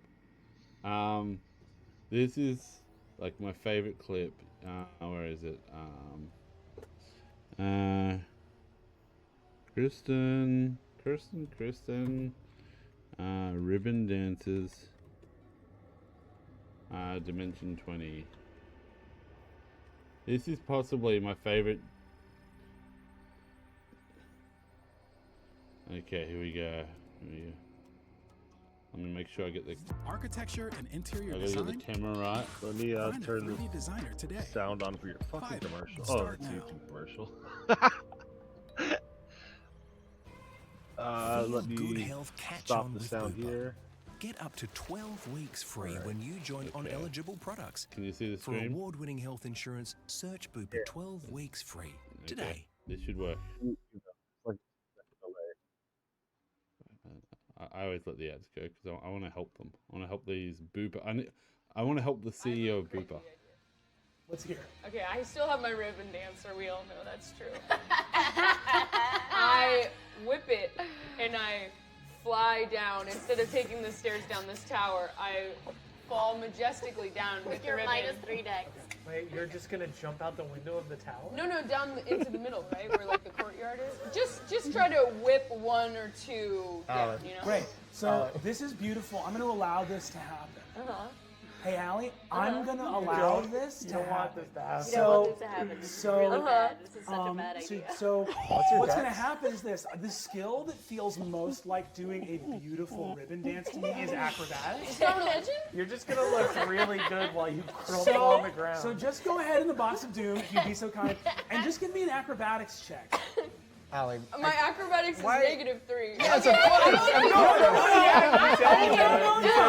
We like to ask Brennan for cool things to happen. Alright. Jump! If you get down that, it's gonna feel so good. That's a 17. Hey! Oh! Minus 3 is a 14. 14. So you leap out the window. So this is my favorite part. Ready? So this is how a good DM handles this bullshit request. Now, I want you to look at me and you tell me, do you feel like a 14 is a high enough roll No, for I don't do your follow for character follow. to If you be do able good to content, use a I'll dance follow that. ribbon to fly? Bearing in mind, So now you tell me it's 14, a high enough DC for you to fly. Bearing in mind, that if I say yes now, I have to say yes every other time. I'll have a look what you do, Yeah, buddy. definitely. I think After 14, this. it's above average. Don't pay any attention to this noise. You guys just see the most Okay. insane things. Kristen just, oh my I'm God. not trying to like fly. Sure, right? you're trying to descend. I'm just trying to stories is grapple. this? It's like a grappling It's hook. 10 stories? Is it 10 stories? 10 stories. Oh, I'm just trying to grapple hook 3 flights down so that I can cut off her dad. You have that kind of precision. Okay, cool. So you're just gonna try to nail this at you're gonna try to cap this graceful fall at 10 stories. No, Cool. do you understand? Like, I'm jumping with the ribbon dancer. Yeah, like let me this, have a look. you I'll know, have a to look at your stuff in a fly. sec. One sec. Cool. You know, I don't know if you understand. It's like to fly. Okay, so yeah, you're just gonna try to go a quick 3 stories down using a ribbon dance to do that. An ability nowhere on your character sheet. The ribbon dancer is written on my character. So Not here's a the thing. modifier 4. Here's the thing. I'm going to allow you to avert this because I don't want anyone to say that I was cruel or mean or unfair, Yeah. right? So all I'm going to ask is this: hit a 15 Oh, that's kind. acrobatics check for me right now. Box of Another Doom- one? Yeah, to But yeah, I love the way he fucking words that. Just goes, yeah, listen, is 14 high enough to fly? Hang on, let's have a look at this. Account. Oh, you've Nothing had, to see there. you only 23 started. followers. Him. Oh, let's see what he does. He might have started an account just recently. He might be doing cool stuff. Let's see what he does. Offline, him. 21 followers. About. Schedule. No videos yet. Dude, you gotta do Last streamed 11 something. What was his last stream on his schedule? Schedule 11 hours ago. What did he do? What did he do? Last streamed 11 hours ago. I'm intrigued. Is there a way for us to look? What do you do, my dude? I guess we go back a day, right? Well, I went back a day. There was nothing there. Maybe you just streamed for a little bit. Wait, it doesn't say. It doesn't say. How do you wipe what you do? Oh, because it wasn't a scheduled stream. I just streamed for the first time. Well, oi, honestly, come back when you do some stream and I'll watch your shit and then I'll follow you because, you know, I want to support you if you're doing cool shit. That sounds cool to me. But I just don't follow people that I'm not going to watch because I feel that's disingenuous. Except for Fizz, I follow him. I followed you. Only because your name is Cannon. Right? Yeah, Fizzcannon. it's your boy. That's it. Is this your son? Were you streaming Minecraft? I'll probably when I see your name up there, I'm like, I don't know who this is, and I wish I knew what it was. I'm playing Tetris. I don't care about Tetris. Dude, I've found some really cool people because they like join my chat, just like, hey, to be I honest, had a look, it's gotta be something. and I was something like, wanna dude, watch. you do Usually shit. D&D. You do shit that's way more cool Yeah, how than come me. I can't hear Mod? Oh, you can't hear me? I see you talking. Oh, Come on now, talk now, Mod. I'm talking. That's what I'm doing. Yeah, you're fine. You're fine. My bad. I didn't could mean to hear interrupt you. you. But I was just saying, I had to deafen myself, or I guess you. but I was just Didn't- saying, like, never watched the I want to see what they do, but I don't follow unless I know what they do because I feel disingenuous if I follow someone. And then every time I go into my thing, I see a name and I'm like, oh, I'm not going to watch that because it's not what I watch. But I do follow people when it's cool shit.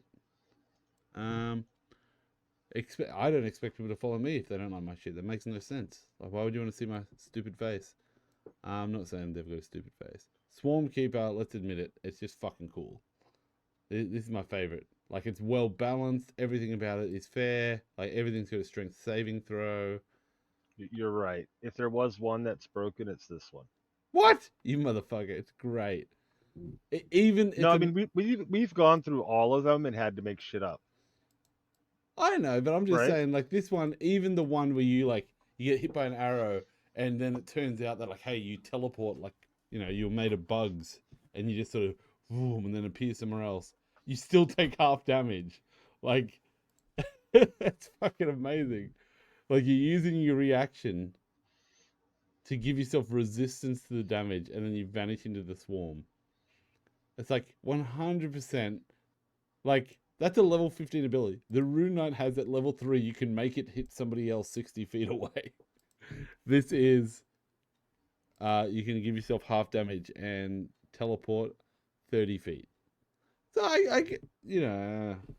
As a reaction. But isn't that the same as the Nobody elf? can teleport as a reaction. Yes, the fucking elf one, Shadowkai. You played one.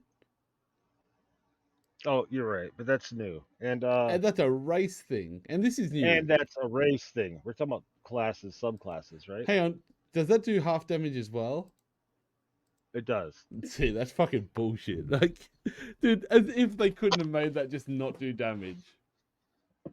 Or like a quarter damage. It gave you resistance, and then also you only took half damage. So it's a quarter damage. If they said no damage, I would say okay, but once a long rest. You stream a lot. He streams a lot. What do you stream, Cannon? He's probably already left. But I apologize. What do you do? Did he say what he did? I feel bad. I stream on my real channel. How many people can I get to follow my fake channel with follow for follow? Yeah, it's like a competition. He's having a competition. If you just said it was a competition, we both would have followed you. I'm in for that. When I was working at a camping store, I had people come in and say, listen, we're doing a thing and we get points for how many people we can fit in one of your tents. I was like, let's fucking build a tent together. So we just built this bullshit tent and put like 60 people in it. And I was like, is that going to get you to win? They're like, yeah. Can you take it down so if anyone else comes here, they don't get the points? And I'm like, yeah, I guess. Fuck them. They didn't come back and give me my share of the prize though. But this is a good one. So what is it, Fizz? Which one? Did we say Monster one, what? Slayer? No. No, this one. This one has been the Yeah. worst. The game breaker. Yeah. No chance in hell. Where's the game break? Well, do you remember the Beastmaster and Drake Warden problem? Yeah. Well, now you literally can have an entire swarm of rats to talk to. Always. In fact, that swarm could be talking to each other even when you're trying to be respectful I and hear, quiet. I hear, but I think swarms are counted as a creature, so it's still only one creature by D&D rules. No. It is. That's the swarm rule. There's rules. No, I get it. I know about swarm rules, but it's not a creature. Okay, ignoring this one, what's the next worst? I hear, but I'm just looking at it going. Wait. Why are we ignoring this? Like, because everything's balanced. It's like you can't argue. No. Everything's well worded. It's fair. Even Mage Hand. Like even Mage Hand is Look an at- ability that other people have, and it's not visible. Like No, this one there's nothing is this visible. one has. Exactly. and people don't even know that it's a Mage Hand. Like normally, here's like, oh look, it's a magic hand. There's like a little Mickey Mouse fucking glove coming at people, right? Yeah. Look at those ants. No. Look at those ants fucking Yeah. like climbing up and grabbing that fucking apple, taking it Yeah. off to that guy. Here it's just little bluebirds stealing purses. Fuck out of here. I don't know. And then you add on the forced movement. No. Like that's game. All the grapples, all the getting away from stuff. Oh, Now you have a flying. No. Wait, hold on. You can fly speed and hover. Yeah. Nobody gets hover. The bloody ranger does. The druid does. The dragon druid. The star druid. They have hover Yeah. or fly. They get fly and hover as a dragon star druid at level 7 or something. Yeah, that's the one I went with too. I remember because That's fucking I wanted it annoying for as shit. concentration. Level 7. No, it maintains concentration. Wait, it wasn't there. Higher. Level 10. I was guessing level 11 maybe. No. Level 14. No. Where the hell is the flying Let part? me find this. Hang on. Make me go back. I told you I know everything. It's definitely Control true. F, fly.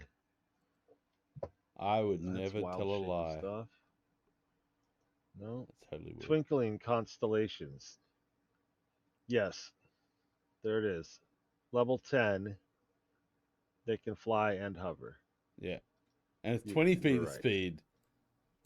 It's fucking Well, bullshit. Right, but this came on like pretty early, right? Not 10th level. Yeah.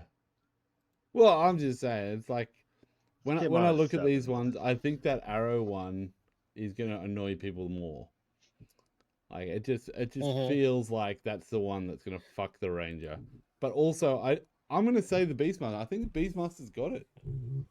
Like, if you kill their pet, that's the whole fucking thing gone. Like, that's a friendship ender if they kill him in a shitty way. Yeah. Like, like your wizard casts fireball on your fucking oh, dude, yeah, fuck, I pet didn't even think of tiger. that. That's even worse. God. Yeah, the inter-party conflict. It's not so bad with the Drake Warden because you just summon a new one, right? Or you pop out a new egg, or however you do it, right? But the Beastmaster, the tiger that he went all the way like to fucking China to get, right? Or India or wherever the fuck tigers come from. I think the majority of them are actually in Texas. They're probably next to me. I live next to a big cat wildlife rescue. I'm pretty sure that's actually accurate. They get out all the time. Most tigers in world country. I got chased by lions near my house. Oh, wild tigers is there, not wild tigers. Which country has the most tigers? India? Oh, is that a fucking lie that I heard? I swear that was the. Hang on. Most tigers in captivity. I swear that was like a statistic that came out. America has most. Texas has most tigers. I swear that was. There are fewer than 3,000. There are fewer than 3,000 wild tigers, but more are kept as pets or zoos across Texas alone. There we go. Texas is estimated to have the largest tiger population outside of India. Okay, fair enough. 10,000 big cats. You motherfuckers. That's amazing.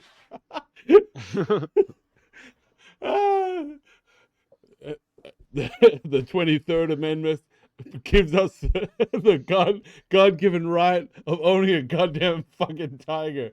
Every house will have a car and a tiger. That's a fucking... the stars at night are big and bright. And we have How could we not tigers. accept a big cat that has stripes on it? That's true. That's where the 50 stripes came from.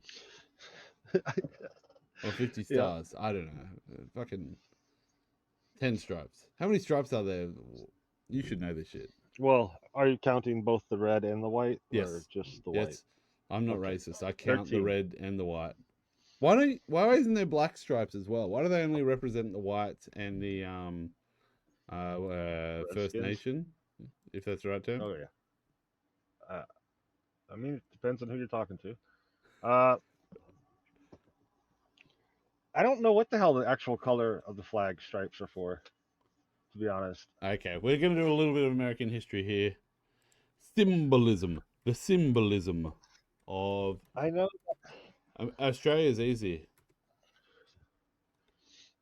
Red symbolizes hardness and valor. White symbolizes purity. Oh my god, you racist fucks.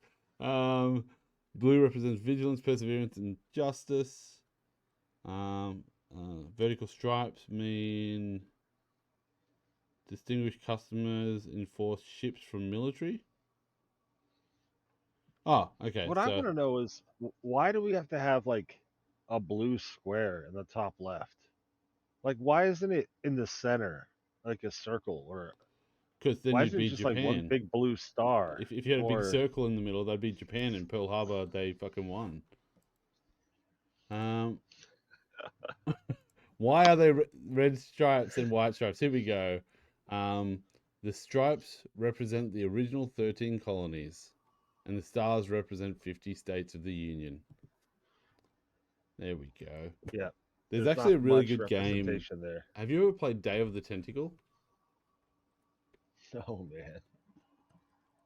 It's a really good game, and in it you actually go back in time to like George Washington time, and the chick that's designing the flag, you actually like take in a fucking weird bullshit costume design and hand it to her, and like, George wanted this done by the morning, and then she changes the American flag, and then you go like 1,000 years in the future when the tentacles have taken over, and the flag is designed like a tentacle, and you can get that flag off and put it on and wear it as a disguise and walk around as a tentacle. It's really good. But I think sounds like a fun game. Actually. It's a really fucking fun game. It's on Steam, super cheap. But Beastmaster, because loss of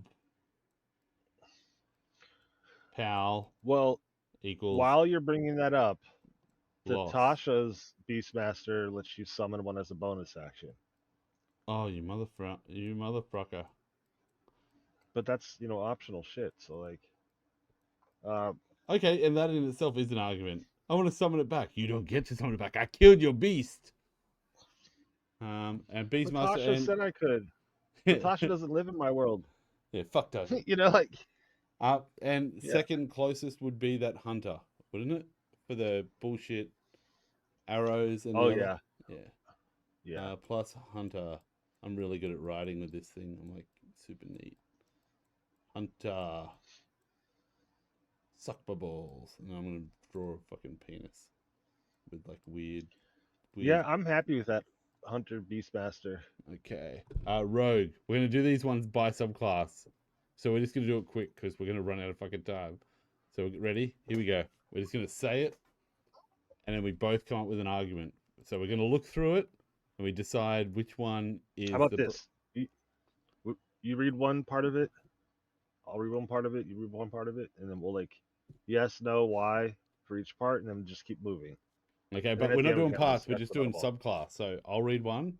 I'll Oh, talk. well, I have to read it too, right? No, no, it's we'll gonna be read like- it. We'll read it. But I'll do Trickster. You do Assassin, and we'll do it like that because it's quicker. Oh. Okay. So while I'm quiet, you're talking. Well, I was more just thinking because if we keep each one to like 30-second Go. breakdowns. Go, Okay, go, ready? go. Here we go. We got spells. Gonna move down. Don't care. Mage Hand is invisible. Can fuck with shit. Magical Ambush. It gets. You can make disadvantage on saving throws. Very abusable. I think that could be good, but nah. Distract targets with Mage Hand as a bonus action. Very cool. And Spell Thief steal spells. I reckon this one here can cause a lot of arguments. The Spell Thief. All right, go. Assassin. That can't be it. That's how good I am. I got through it That all. can't be it. I got through it all. I did it. So we got. All right. Hey, go. Ledger Domain. Ledger Domain has the ability, with using your cutting action, I believe, to use your basically your bonus action to steal with your invisible hand. Which means you could like pull the quiver off the archer, take the guy's belt, and you can do this every single round. Yes. That's a bit game challenging. So I guess I got to do assassin, huh? Well, no, I hear you, but I believe the Mage Hand is limited. Like, this is okay. So the argument I think here would happen that says you can do it as a bonus action, but if you go down to 13th level, it says as a bonus action on your turn you can designate a creature within 5 feet of spectral hand. Doing so gives you advantage because you're distracting targets with a Mage Hand.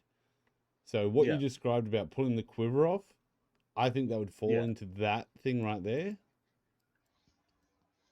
So I think it's a little bit kind of. Yeah, so I think the bonus action does these tasks. You can stow one object into a container they're holding. So you could remove one arrow from their quiver or retrieve object in the quiver. So yeah, another one. Or you could pick a lock. So you could say I could undo the latch on the quiver to make it fall off. You're saying that it can only do those 3 bullet points. That's what it says. Oh my god. Otherwise, this level 13 means nothing. Because that's bonus action to distract them, to give them disadvantage. What's more The disadvantage? level 13 is having a familiar that can't be killed, and you get advantage on every attack with your bonus action. But the Ledger Domain, to be able to steal things from somebody you're attacking with an invisible hand, I don't know. It's pretty huge. Like, who do you blame? I hear missing and like. I hear this. So yeah, argument rule that one plus the Spell Thief. I think that's going to cause a lot of arguments because I've seen so many people argue about this. Like, so many people want to get this Spell Thief thing, and then when they get there, the DM's a fucking dick. And they're like, oh, you couldn't see the spell. It's a BBEG spell. You can't learn it. And you're like, fuck you. You know what else? I think it's the disappointing class, too, because Magical Ambush. Everybody thinks, oh, when I get there, they're going to have disadvantage on my saving throws. But you only get, like, what? 3rd level spells at level 13? Yeah. So, The what are DC you giving them is super low. disadvantage on? And then you're a rogue first and foremost, so your intelligence isn't the highest. Like, try and beat my DC 13 ability check without advantage, BBG. All right, but we're looking for breaky stuff. Fuck. So with the assassin, I think the main thing is going to be advantage on attack rolls against any creature that hasn't taken a turn in combat yet.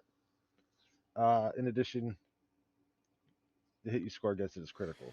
So everybody takes this to try to boost their attacks. Anybody that hasn't gone yet. Yeah.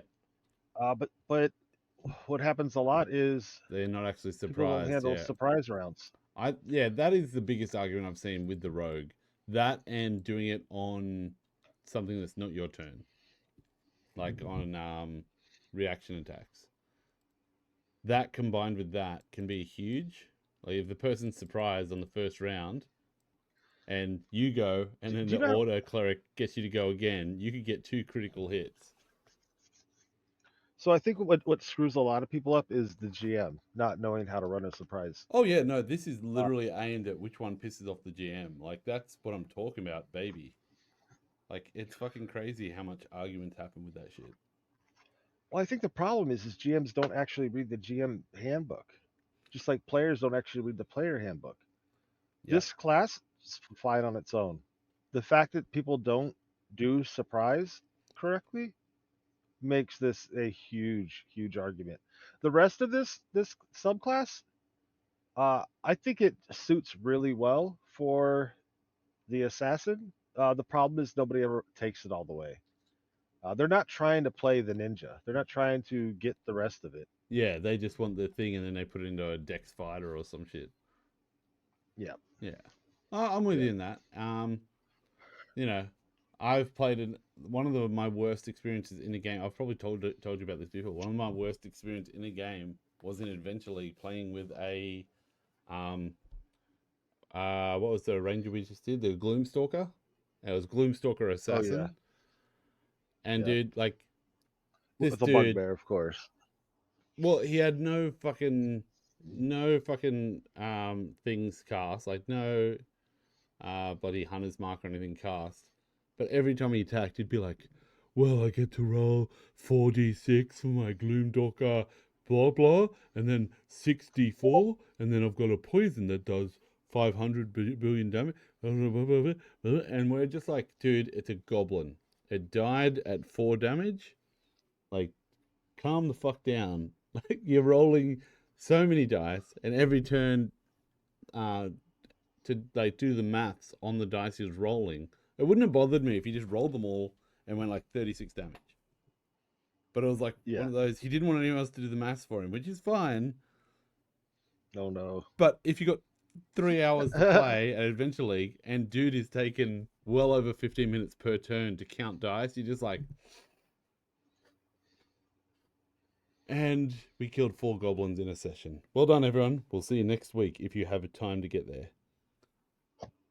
Okay, so Death Strike is great. On a failed save, double the damage. Very cool. Inquisitive, this is like one of my favorites.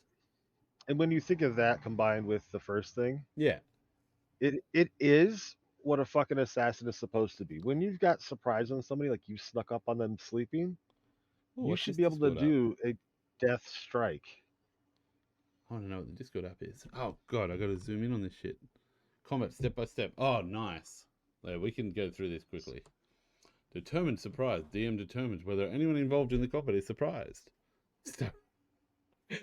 I wish there was a rule that if you did so much damage, everyone else on the battlefield gets surprised. It's just like, you hit him so fucking hard. Everyone's like, the fuck was that? Oh, mate, just got skewered. What the fuck? His head exploded. Ah! And it's like, the DM has determined that everyone has surprise condition, including your team. Everyone loses their fucking turn apart from you.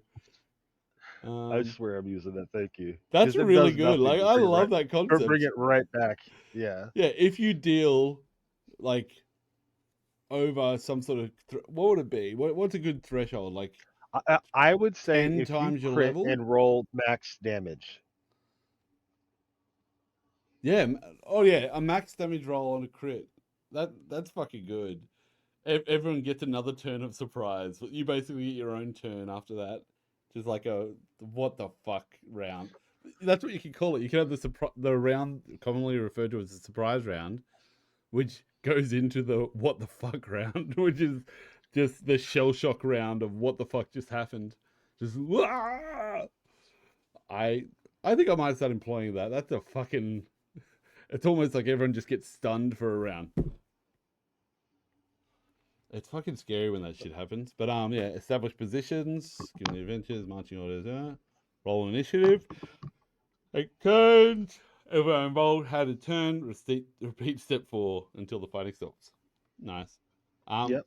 So that's the thing is the GM is supposed to figure out which side is surprised before he even puts the pieces on the board.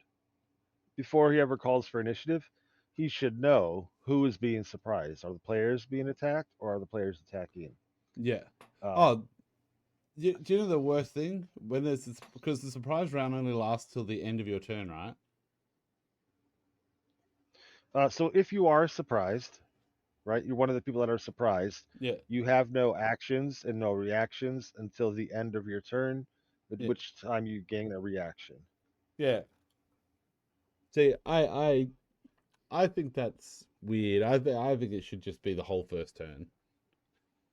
And like, don't get me wrong, you should still get a reaction after your turn, but I think you should still have the state of surprise until your next turn, because it's like when your turn comes around, that's when you're like finally finding your feet and moving and doing something, because that's when your initiative came up on that turn. That's when you're like, a shot rings out and you're like, and then it's your turn and you're like, okay, I'm moving. So ear for deceit. This is on the inquisitive. You choose this archetype at level 3. Make a wisdom insight check to determine whether a creature's lying. Oh yeah, this one. 7 is an 8. I choose this one. The argument of whether a 1 counts. Is that what you're talking about? No, just the whole. I roll bonus action every turn. Can you roll charisma for your monster? I'm doing my insight versus its deception, and that conversation every single attack is so annoying to go through. It is. But isn't it? I think If you win it though, it lasts for a minute, right? But then if you choose a different target, yeah, I'm with you. That guy's gonna die before it's even your turn again, and you got to do it again, and it's just weird. So that compared with the ear for deceit, because these ones here where you treat something or lower on the D20 as a 8. Yeah. That I've seen that. Oh well, if it's a 1, it's a 1. It's like no, 1 is lower than fucking 7, motherfucker. So if you roll a 1, you treat it as an 8. They're like, oh, but you rolled a 1. It doesn't matter. 1s don't matter on skill checks. The only time a 1 or a 20 matters is on an attack roll and a death save. That's it. So instantly that's so you were in there. right. A 1 doesn't matter. I'm with you. Yeah. Steady eye, advantage on wisdom, perception, investigation check. So this is. I think this might be it for the rule breaker, because to me, that means you've got observant. You've got the +5 on when you're moving less than half your speed or standing still.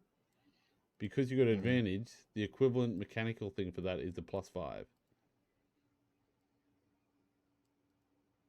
So you'd have +5. What do you mean half your speed? So steady eye is at 9th level. You have advantage on wisdom, perception checks, and intelligence investigation checks. If you move no more than half your speed on the same turn. So if you're standing still or move no more than half your speed, you've got advantage on those checks. Which, if you put into the calculator, it actually gives you a +5 on your passive. Right. Yeah. So I don't think that's broken at all. No, but it should give you a +5, but it won't do that on the D&D Beyond thing. Because it's not. I've had it's not a passive. It is I swear it's a thing. No, it's not passive. Let me. No, but that's what you said. Hang on. Let me just see. I don't want to. Because it gives you advantage is on adding. Right, but see. Advantage is rolling dice. Passive is not rolling dice. Yeah, no, but your passive is worked out off your score. Where is up? Passive checks. Here we go. So 15. Working together. Group checks. What are you doing? What are you doing here? Well, Oh, it's obscure. Finding it's going to be a pain in the ass. I know what you're saying. yeah. Hey, Articuno said, "Yo, brother." Hey, Akuna, you're back. Feel free to join in the chat if you want to. We're arguing D&D this time because we already sorted out Israel-Palestine. I also sorted out American politics. They should just let an Australian rule the country.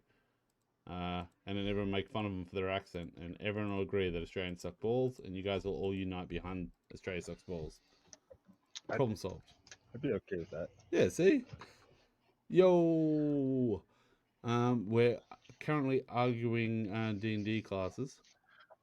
That makes me want to like start a teabagging company. I mean, a tea company. You ever been teabagged? You ever been teabagged? Teabags. No. Really? Cheers, man. Really. You haven't lived. Hey. You haven't lived. If So, you haven't my passed out girlfriend- and had a mate teabag you and then send you a photo of it the next day and then be like, dude, that makes you gay. And then you date for a while just to prove, like, you ever played gay chicken? No. Yeah, man, due to hectic week, wasn't available on Monday. Oh, that's cool, man. Like, dude, it's a casual stream. We just chill. We talk shit. That's what we do. Where is this? Unerring eye. As an action. My girlfriend's decision. uncle. She has. What he had something where his legs were kind of like constrained and his arms. He only had one good arm, right? Massive arm. He'd wheel himself around and play handball and stuff. Very athletic. Hell yeah. Then this other friend of mine, he's a bit slow. He had something else, some kind of disability, and he was scared of everything. So I convinced him to go wrestle, right, in the backyard. And I'm like, just pick anybody. Yeah. So he picks that guy with the one arm. Oh fuck. In the wheelchair, and they begin to fight, right? Fuck. The guy in the wheelchair, he does like a pogo stick and jumps his whole body up into the air. Fuck yeah. And then wraps that fucking arm around his neck like a tentacle porn, right? Yeah, yeah. So now he's got him in a chokehold and he crashed to the ground. The guy with the one arm, his pants start falling down. Well, he doesn't have his arm free to like pull his pants back up, but he doesn't want to lose. So Yeah. here comes his junk falling out the backside. And his balls are like right above the other guy's face. And he's looking up like so scared. His eyes are big. And then he yells no, and then all the balls went in his mouth like oh, and then the fucking noise that came out as he like farted no from his mouth as the balls dropped in. Oh fuck, that's hilarious. Yeah, I actually I've only met, like, been in the presence. Australia's a bit weird like this. I've only been in the presence of a racist person once in my life. Like, racist, like there's obviously the old school racist where it's like, old mate used to go to sea a lot with the Navy and he'd go to like a Indian port and they'd fuck his ship. So he had this like real big, oh, don't let an Indian work on it because they fucked my ship all the time. That sort of racism, the experienced old guy racism. But no, this guy, like, I'm at a party. It's like we're in year 13, like the year after school. We're at a party. We're all drinking. And this guy walks in that nobody knows. And I'm sitting there with my mate I play basketball with. And he's black. And this guy walks in and he just goes, fucking, I just said like a whole heap of, you dropped the N-word a few times. Walked about 4 steps and passed out on the lounge. Just like, and I was like, does anyone know this motherfucker? And old mate, I won't say his name, but gets up and walks over. And he looks at me and he goes, oh, I gotta do this. Pulls out his dick and just starts whacking the guy in the face with his dick. And I'm just sitting there going, what the fuck? This.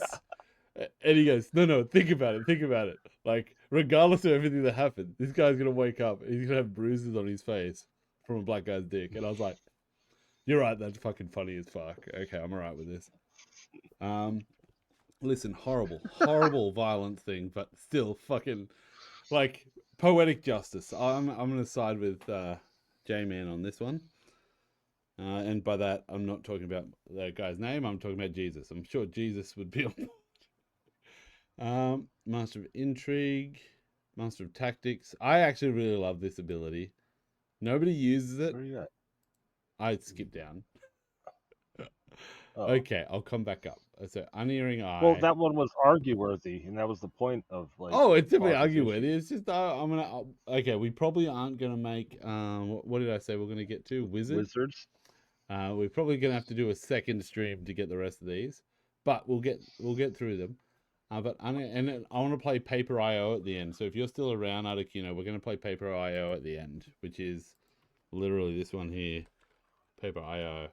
Because I found out this. If I do Paper IO, Fizz, I've put it on stream. I can go World Conflict. I click play, and it should switch through to the map. Yeah, and then I can choose my country. Oh shit! And then you play, and your country map is on your shit, and you like try and win points for your country. So like at the moment, it looks like, is that Ukraine? Is blue and yellow Ukraine? Sure. Yeah, Ukraine, then Korea, then Spain, then Turkey, then 2 of Thailand, then America, and then Israel, and then Indonesia. Hey. And then if you keep going all the way down to almost no fucking points, that's Australia. Wait. On the left side, Oh, that's top 10 Australia's players. also over there. Yeah, we suck in all. But Ukraine's coming 10th. Pakistan. Okay. You see what I'm saying? I see. You're like, the points don't match. Yeah, one's players. On top right is players. Top left is top 10 countries. You're right. I was reading the wrong thing. Let me just see. I actually want to see if Palestine's recognized. But you have more points as a player than your whole country. Well, dude, fucking represent. I do this. Dude, I have 3 medals about 10 meters from here that I got from international sporting competitions. I represent my country. I also have a silver in the Calgary Stampede's World Band Championships. And a joke about, Palestine's a country in this one. Good on you, fucking Paper IO for... Wait. Oh, wait. Why? What's it? Palestine's not a country, though. I know. Was it Hong Kong? No. What's the place that's also Taiwan? Let's see if Taiwan's on here. Yep, Taiwan's a country as well. Well, China didn't make this one. Have you seen the stand-up special with Uncle Roger? He's like, where are you from? I'm from China. Oh, China, yeah, great country. Great country. All hail, President Ting. Uncle Roger's credit Social store credit. going up. Yeah. Fucking love him. Where is it? Insightful where were we? Eye for weakness, exploded weakness, sneak attack damage increased by 3d6. At the bottom of Inquisitive. Mastermind? Oh, wait, Inquisitive. I went back up because you said we Okay. didn't need to argue. Yeah. Sneak attack damage Ready? does increases 3d6, which on a sneak attack will be 6d6. I'm ready. Eye for detail. Scene.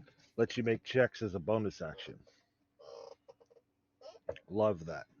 Yeah, All I right. do like that. Yeah, because I charge people the whole action, so that actually works for them. But then when you go down to steady eye, you have advantage as long as you move no more than half your speed. Well, in order to make a check normally and maintain that you're checking, like whether it's stealth or following tracks or looking for things, you're meant to be moving half your speed. Yeah. Automatically, just to do it.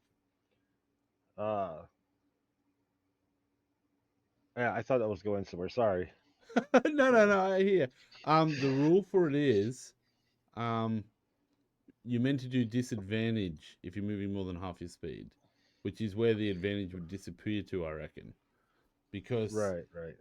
with Dungeon Delver, it actually gives you the ability to move your full speed and not lose that. So I would argue Steady Eye with Dungeon Delver would mean that you could move your full speed and still get the advantage.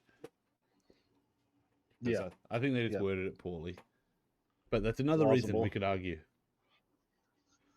So Yeah, this one, as an action, you sense the presence of illusions, shape changes knowing their original form, and magic designed to deceive the senses, provided you're not blind or deafened. You sense this effect is attempting to trick you, but gain no insight into what it is. That's actually a really fun one to do as a DM. You can just be like, something's fucking not right about this guy. They're like, what? It's like, nothing, carry on. No, what did you say? Nothing. I don't know what you're worried about. Everything's okay. Just keep playing. Use number times secret, and at least it's not like you're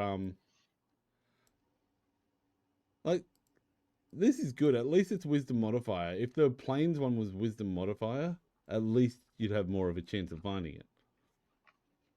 And this is true sight to 30 feet. They made it look like way more complicated, but they could have just wrote true sight to 30 feet as an action. Well, you don't know. Yeah, it's true. True insight. You know what they don't tell you? It's true insight to 30 feet. You look at something that's a shape changer, and you're like, motherfucker's arms are a little bit big. Something, he's a little bit shimmery. There's something going on with this dude. Oh, right, yeah. So you can't tell exactly. You don't know, like, this is why I like it as a DM, because you could be like, when they get to level 13, you're like walking around the town that they've been walking around for ages, and they meet their friend, and they're like, something's different about him. Like, I don't know what it is, but like, he looks weird. Like there's some sort of it's weird. And they're like, oh, do we all see that? No, just you. Something happened in the last. I'm pretty sure he has 2 elbows. Yeah, did he always have 2 elbows? I've been on 1 arm. But here's what's broken. There's no time limit.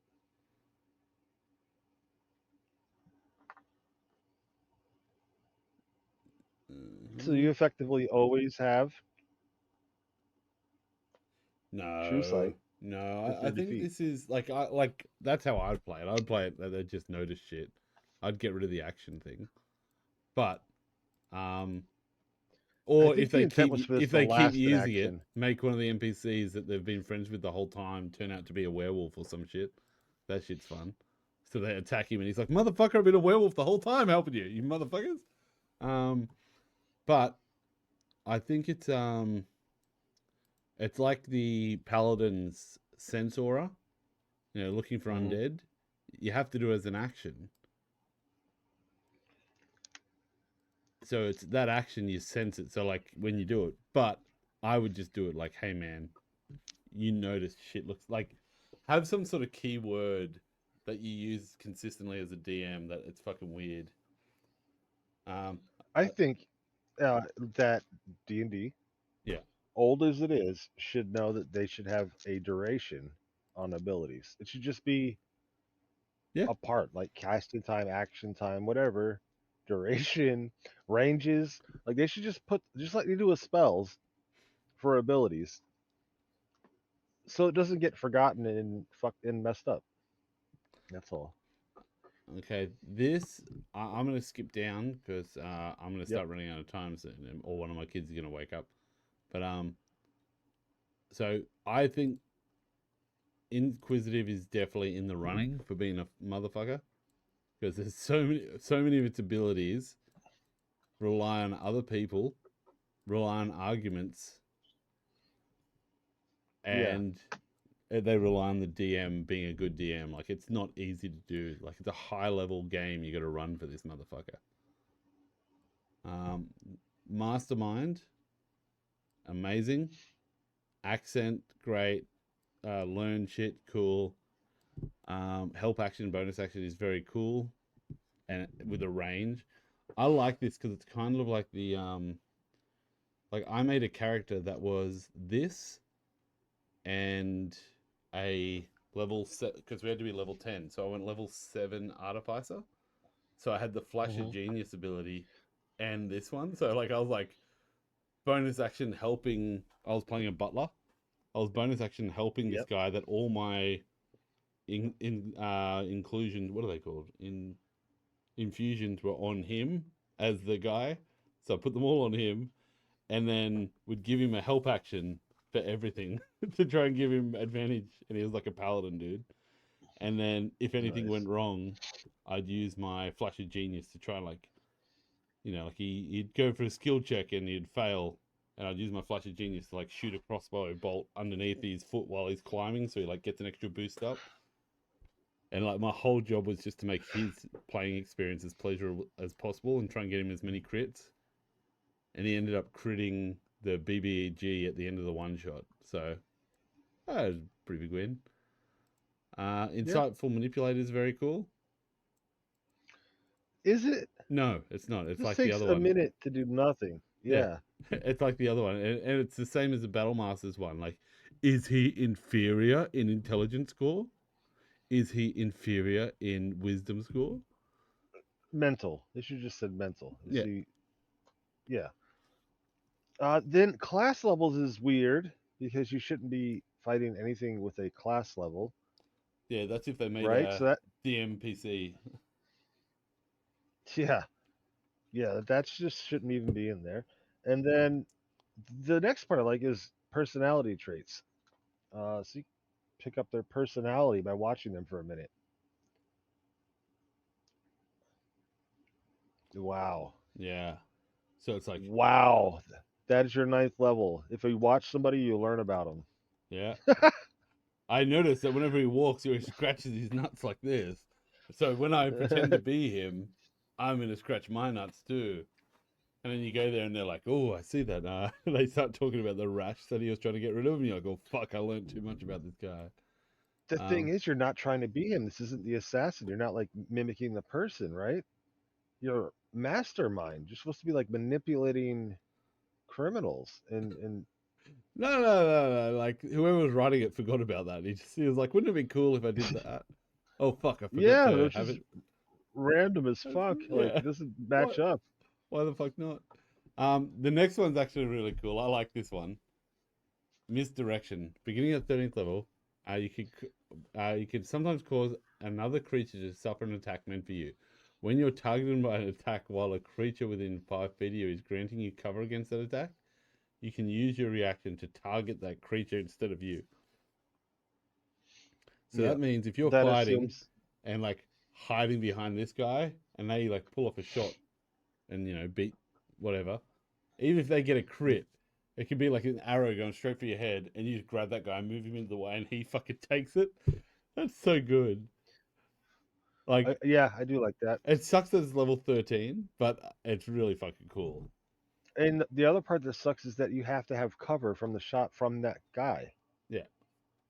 So that means like that's So like doing the proper D&D rules, we kind of do it in World Render and that. But if you're sort of in line with the archers, so let's say you're attacking people and then you get behind this guy and they're shooting at you and it has to go through their square, you've got cover from them so you can use them. But still, it's kind of but in a lot of games they don't really use cover, so like this gets what could be a really cool thing.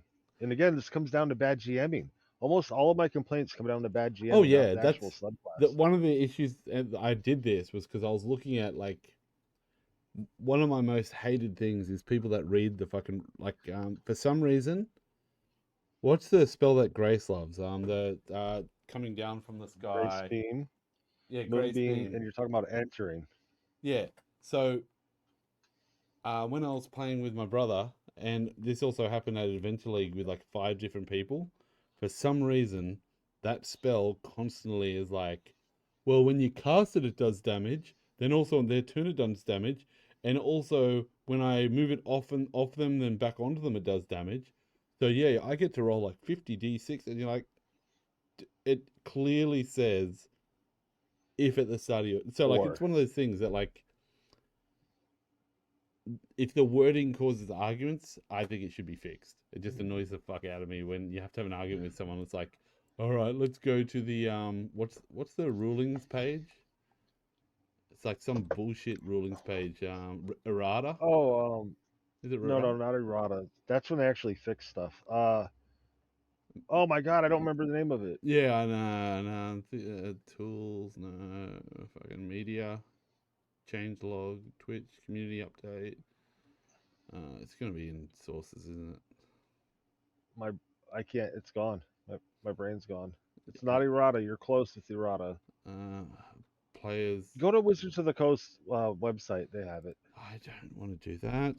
What if I go there and it's all just porn and I get banned for life from everything? Wizards if the coast. That's what I was looking for, you motherfucker. Oh, boom, boom, boom, boom, boom, boom, boom. Oh, holy night, the stars are brightly shining. Oh my god. Never mind. I'm not What? gonna freaking find it here either. No. I found it here before, but What? it's like they're hey, Claim. we're answering questions. Well, thank God I came here. Claim 5 free Minecraft creatures on D&D Beyond. I think I already did this. You've successfully claimed the product. It's not new. That was so many years ago. You know what might be easier? Ask any D&D question. Let's say Moonbeam Oh, that's probably smarter. entering, and then we'll do JC Sage Advice. Is it Sage Advice? Is that it? It is Sage Advice. I just had to type it out to remember it. Like, Yeah. Yeah, Sage Advice is what you were getting at. Fucking Sage Advice thinks it's so great. But this is simple. It's entering. Entering is when you leave your square and enter another square. Yeah, or when they start their turn in there. And they're like, yeah, but when Right. you cast it, they're entering it. I'm like, no, they're fucking not. No, they're not. You're casting it there, then at the start of their turn, it hits them. Right. Entering is like when you walk into it.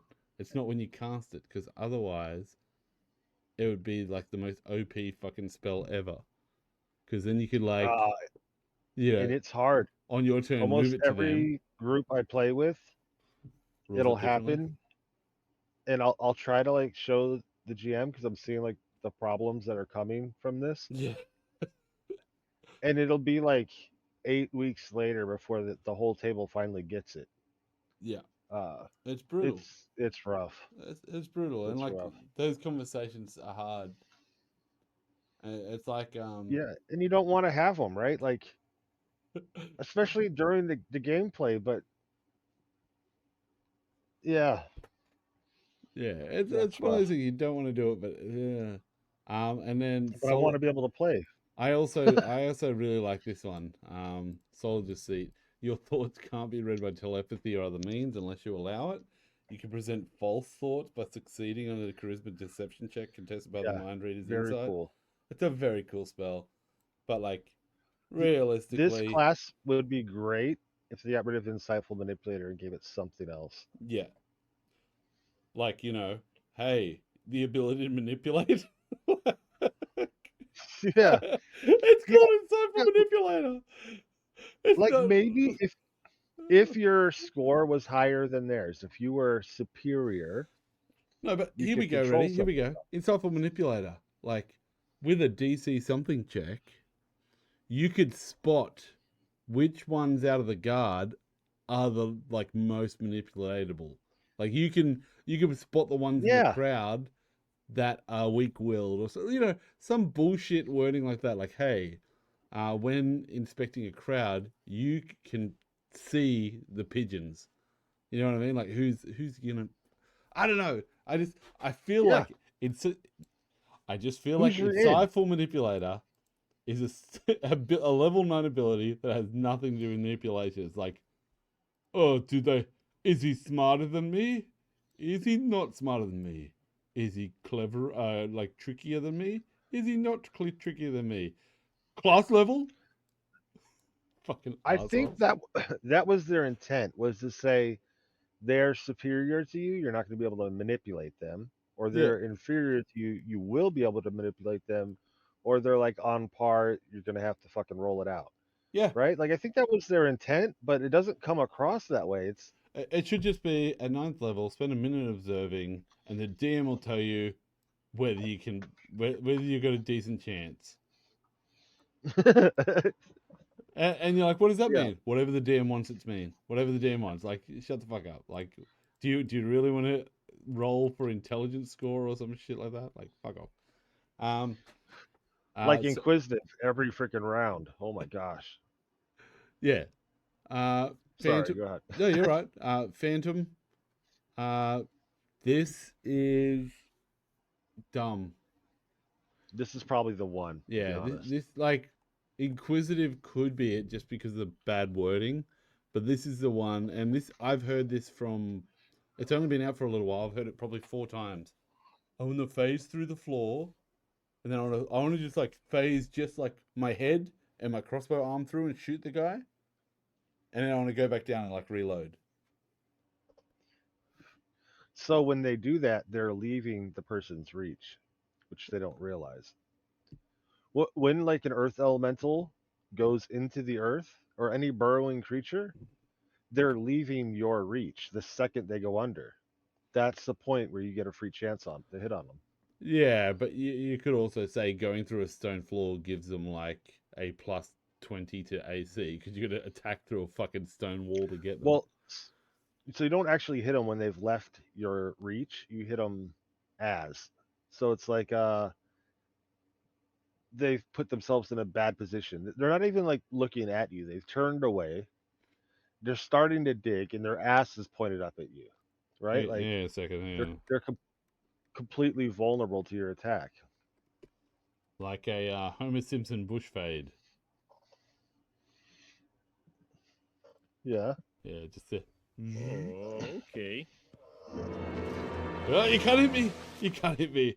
Phantom Rogue. Okay. I'm a Phantom Rogue. You'll never hit me. I attack the bush. Motherfucker. But yeah. If they didn't disengage, I'm gonna hit them. That's all I'm gonna say. Yeah, but like...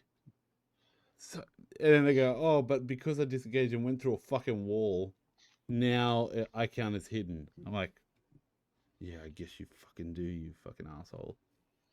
Like, look at it. Like, how many people have you heard say this? Like, almost every one shot somebody plays this thing. Ugh.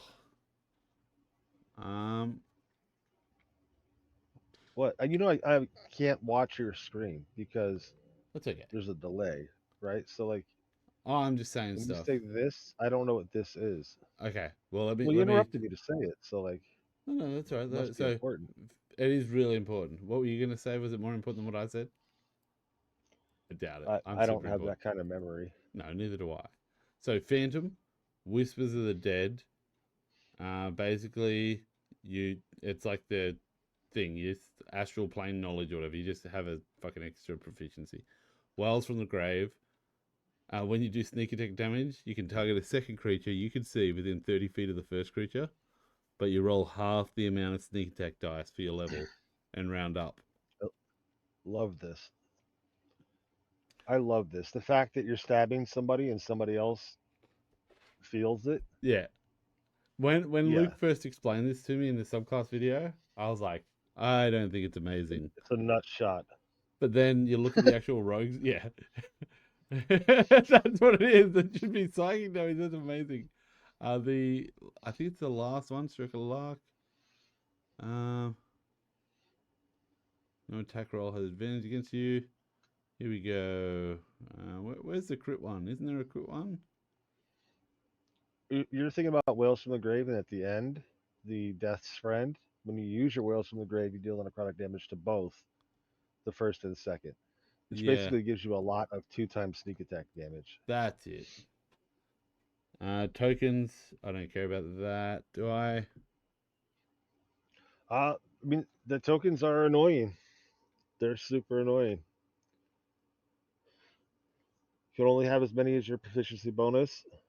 You're stealing people's souls, which leads to like resurrection issues. I don't know. Here's the weird thing. As an action, you can destroy one of your trinkets no matter where it's located. It's interesting. Yeah, that's cool. And then you can ask the spirit a question. Now, this I've seen this come off really funny. It's under no obligation to tell you the truth, and it answers as concisely as possible, eager to be free. So I played it in a one shot, I think it was, and somebody used this, and they said, hey, you know, we could try and capture this guy to fucking interrogate him, but they're like, I'm just gonna kill him and take his soul, and then we'll use that. So they just fucking murked the guy that had all the information. And they're like, tell us where your hideout is. He's like, oh, it's over behind that tree. And they're like, fucking sweet, I'm a genius. My player won't. They go behind the tree, there's nothing there. And they're just like, what the fuck happened? What do we do now? What? He said it was there. And the DM's like, oh, they're under no obligation to tell you the truth. They just... So they had to like change the whole fucking game because they fucking murked them. It's like, we have to capture this guy. He's the only one that has the information where the bandit's fucking bunker is. It's like, all right, I'm going to kill him, steal his soul, and ask him the question behind the tree. Really? That was easy. There's nothing here. Woohoo! See you later, fucker. Soul done. I love it. And then what was the thing? And then next time they were like, we should use it with Zone of Truth. And the DM was like, oh yeah, Zone of Truth doesn't work on fucking spirits. Oh, boo. Like souls. Boo. And I was like, you're just fucking with them now. And he's like, I'm trying to make them not be murder hobos. So I was like, oh, fair enough. So I played this guy once. Yeah. The GM. Oh, we made a little homebrew to it. Oh, fuck. Adekina just said he forgot his wife's birthday and got a 30-minute lecture. Oh, fuck. Oh, well, dude, you didn't forget, remember? You told us to get a song together, and Fizz and I were going to sing Happy Birthday to her. That's... Yeah. I forget the words. But he forgot to tell us that, too. Oh, dude, he did forget. Dude, you forgot to tell Listen, us. Tell her you remembered every other day of the year. You forget one Yeah. day of the year that it's her birthday. Tomorrow, wake her up you with... remembered she had a birthday. Tomorrow, we all have birthdays. Do the not Wizard of Oz, the Alice in Wonderland. Just wake her up tomorrow, with a blowjob, and be like, a very happy on birthday to you. That'll work. Oh no! Oh, people in the metro were hearing us just shouting. Oh fuck! What? In the metro, in the train. Oh, that's fucked. There's nothing worse than getting chewed out publicly. Except for getting a blowjob publicly in front of someone's dad. That's really fucked up. Sorry to hear it, man. Yeah, man, that sucks. That's no good. All I can say is get yourself a calendar app and actually put the date in. Wait, hang on. Because I don't remember. I remembered there was a plan to play PS5 with guys today. Oh, dude, if you're gaming with mates, oh yeah, I would get murked for that shit. So what's your backup plan? What's the This is babysitter, clearly. Well, the good thing is, yeah, babysitter. That's a good call. That's always the backup plan. Sorry, go ahead. I always go with the like I do the apology, but I make a special thing. For next year, I do their birthday like a week early, and do the babysitter, pick her up from work with roses and shit, and be like, listen, any fool can celebrate your birthday on your birthday, but a real rock star fucking shows up a week early to take you out. Oh, yeah, that's... Dude. What game were you playing? Was it worth it? Like, were you like... Oh, speaking of which, Did you remember her birthday like any time this month? Or just like completely didn't think about it? Oh, shit. Wait, what day is it? It's the 9th of June. Oh, 9th of June. Or maybe 8th of June, depending where you are. God. That's not a great month to remember. Yeah, Mod. Why don't you put it in your calendar? I'll put it in my calendar, Arlecchino. Hang on. Remind him a week before today. So next year he's gonna get a call from you like a week before. No, you're right. I'll put it in here. Call Arlecchino. I'll move it from 1 a.m. because that's a little bit nuts. Because to be honest, no guy can remember. It's not. I'll better put it in They his shouldn't even hole. get to yell at us for this. It's part of being a dude. Arlecchino, 111. Okay, I'll save that for the 7th. Well, what's your name on Discord? Twitch. Right? Because that's how you would contact them, right? No, Twitch. I use Twitch. You can message on Twitch. But I never read those. That doesn't ping me, so I wouldn't know.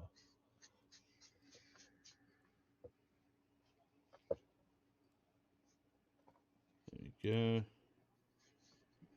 Twitch. This is what we should do. We should make a fucking guy pack to remember this stuff for each other. This is like the coolest thing happening right now. There should be an app for this. It's going to cost you many euro. Fuck yeah. That's my boy. That's what we talk about. That's what you got to do. Oh, where we got this? Better that than half. Yeah. Half. She wants half. Hey, dude, I was actually driving out Western Australia, and I drove past a sign saying Guni Gugu, which is an Aboriginal word for some fucking river or some shit. And I just couldn't stop thinking Eddie Murphy delirious. He married this bush bitch. And she looked at me and she said, Guni Gugu. I said, now what the fuck is that shit, Sanchez? Fucking, how good was Eddie Murphy back in the day? He was Oh yeah. I wish he'd come back out old, the fucking wheelchair. Tell us how it is, like there was an article about that. Eddie Murphy was meant to be coming to do a Netflix special, like a comedy special in 2024. Yeah. Comedy special. I'd fucking watch it. Dude, he's so funny. I don't care if he didn't make me laugh. If he just came out and talked. Here we go. Eddie Murphy may return to stand up with a $70 million Netflix what is it? And he was pissed off because when he used to do, hang on, she literally asked me which day is today, and I answered, it's okay with him. Oh, dude. Oh, no. Oh, fuck. Hang on, we're pausing the subclasses we're going to make a new subclass called the fucking husband rogue. Ability to gaslight and fucking insightful manipulator. At level 9, you have the ability to fucking convince your wife you remembered her birthday and that she's ruining the surprise you had planned for tomorrow. She needs to calm down because it's all happening tomorrow. Then get the boys on it, and they have to turn up with suits to play music and shit for your candlelit dinner. Oh god, have you ever pulled that one before? Have you ever pulled that one before? The whole, you're like, no, of course I didn't forget. And then you go into your room and text all your mates and like, guys, help us out here. Champagne, suits, music, dinner, and get them to like make shit somewhere and like a picnic down by the lake sort of thing. And you show up, they're playing music. That's a fucking baller move.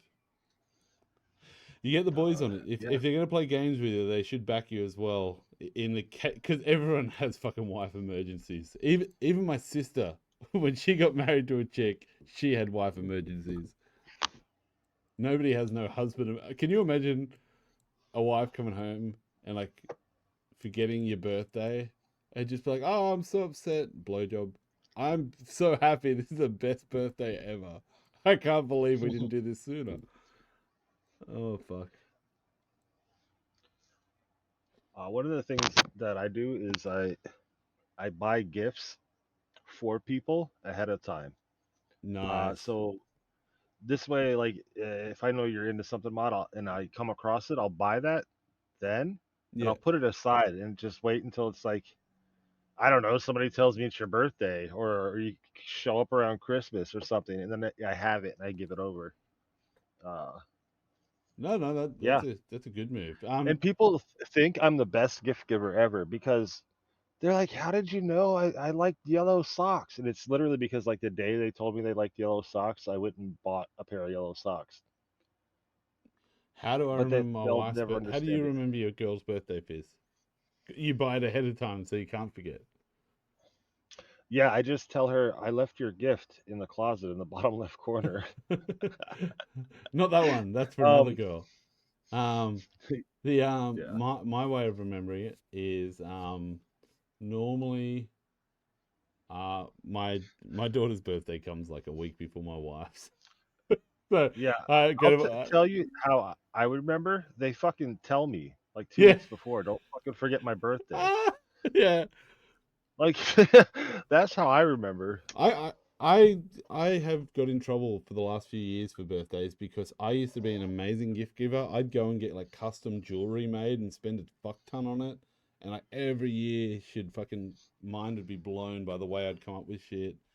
And then all of a sudden, like 6 years ago, she started saying, "All right, Mitch, I want a shoe rack holder from this shop, blah blah blah blah." And I'd be like, "I don't send me a picture." She goes, it's the only shoe rack locker at this store. So I'd go there, I'd say, I need a shoe rack locker, I'd buy it.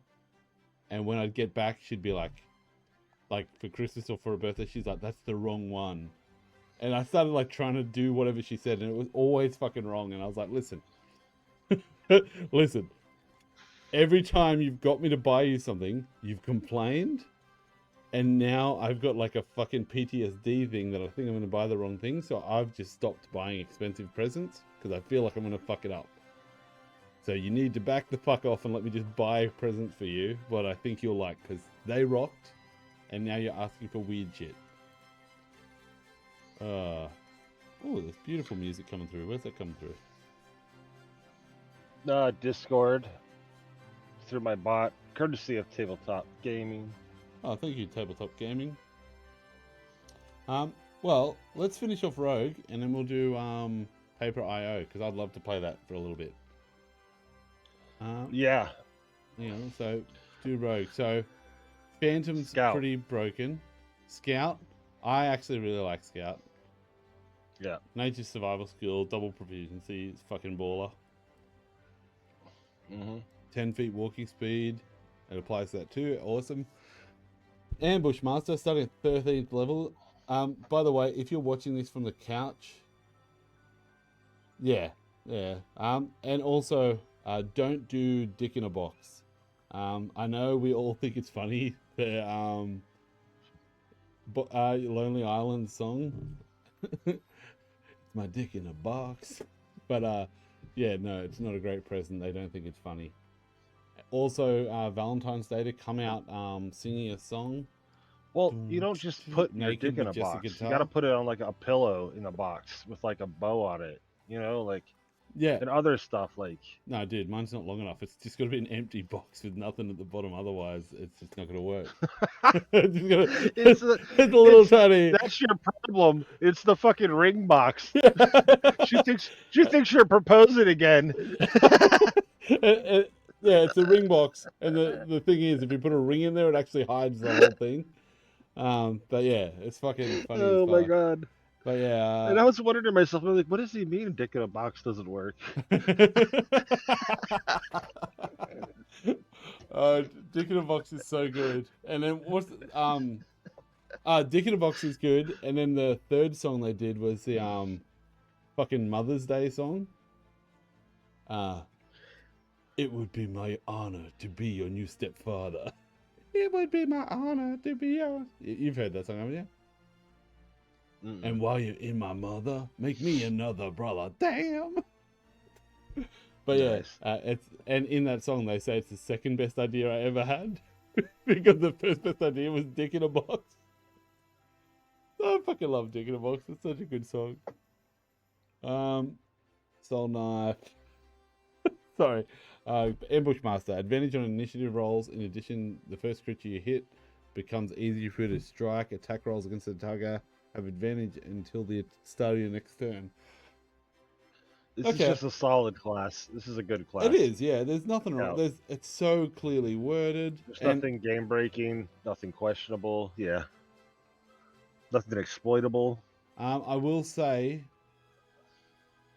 this sudden strike thing, while it's not breaking, this is something that nobody knows about because not many people take Scout all the way. But yeah, you get a second attack as a bonus action, and this attack can benefit from your sneak attack, even if you've used it already this turn. Yeah. So you could go sneak attack, bonus sneak attack, and then reaction sneak attack, and be like, I just did like fucking 60 d6 damage or some shit. Is it 20 d6 at the end, or is it only 10 d6? I don't remember. Well, I want to say 10. I will check. I think it's 10. 20 sounds a bit much, doesn't it? I think it's 10d6. Where is the... Oh, here it is. Yeah, 10d6. So 20 on a crit.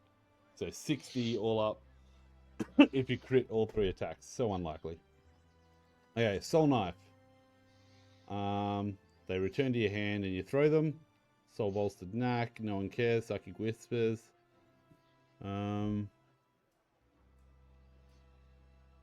So, oh, this here's is an cool. issue with this class. Which part is cool? What's this? Oh, this is like Rary's telepathic bond. So basically, Psychic Whispers.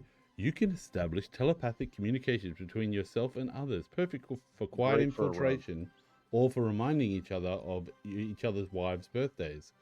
As an action, choose one or more husbands you can see up to a number of husbands equal to your proficiency bonus or years married. Then roll 1 psionic energy die for a number of hours that equals the number rolled. The chosen creatures can speak telepathically with you, and you can speak telepathically with them. To send or receive messages, no action required. You and the other creatures must be within 1 mile of each other. A creature can't use its telepathy if it can't speak any language. And a creature can end the telepathic communication at any time, no action required. You and the creature don't need to speak a common language to understand each other. The first time you use this power, after each long rest, you don't expend the psionic energy die. That's a fucking amazing ability for level 3. 3? Yeah. That's fucking so it's good. Great. And then Psychic Blades also pops on at level 3. You know a lot for this one. Hey, hang on. I gotta tell my kids to remind me for the next time. Yeah, that'll fucking work. It's common my wife to explain whatever I buy for it. Yeah, it fucking is, isn't it? How good would it be to play a rogue Soul Knife? And what's the bullshit class? What's the bullshit class? What's the bullshit race that's from Spelljammer that can't talk? The Ooze. No, not the Ooze. It's the Three King? Yeah, Three Kreen or whatever it is. Three Kreen, I think. Pretty sure it's there's not many from Spelljammer. Why am I going so far down? Like Spelljammer should have been there. It was up top. You passed it. I did, yeah. I think I remember seeing it just here. Nailed it. Fucking nailed it.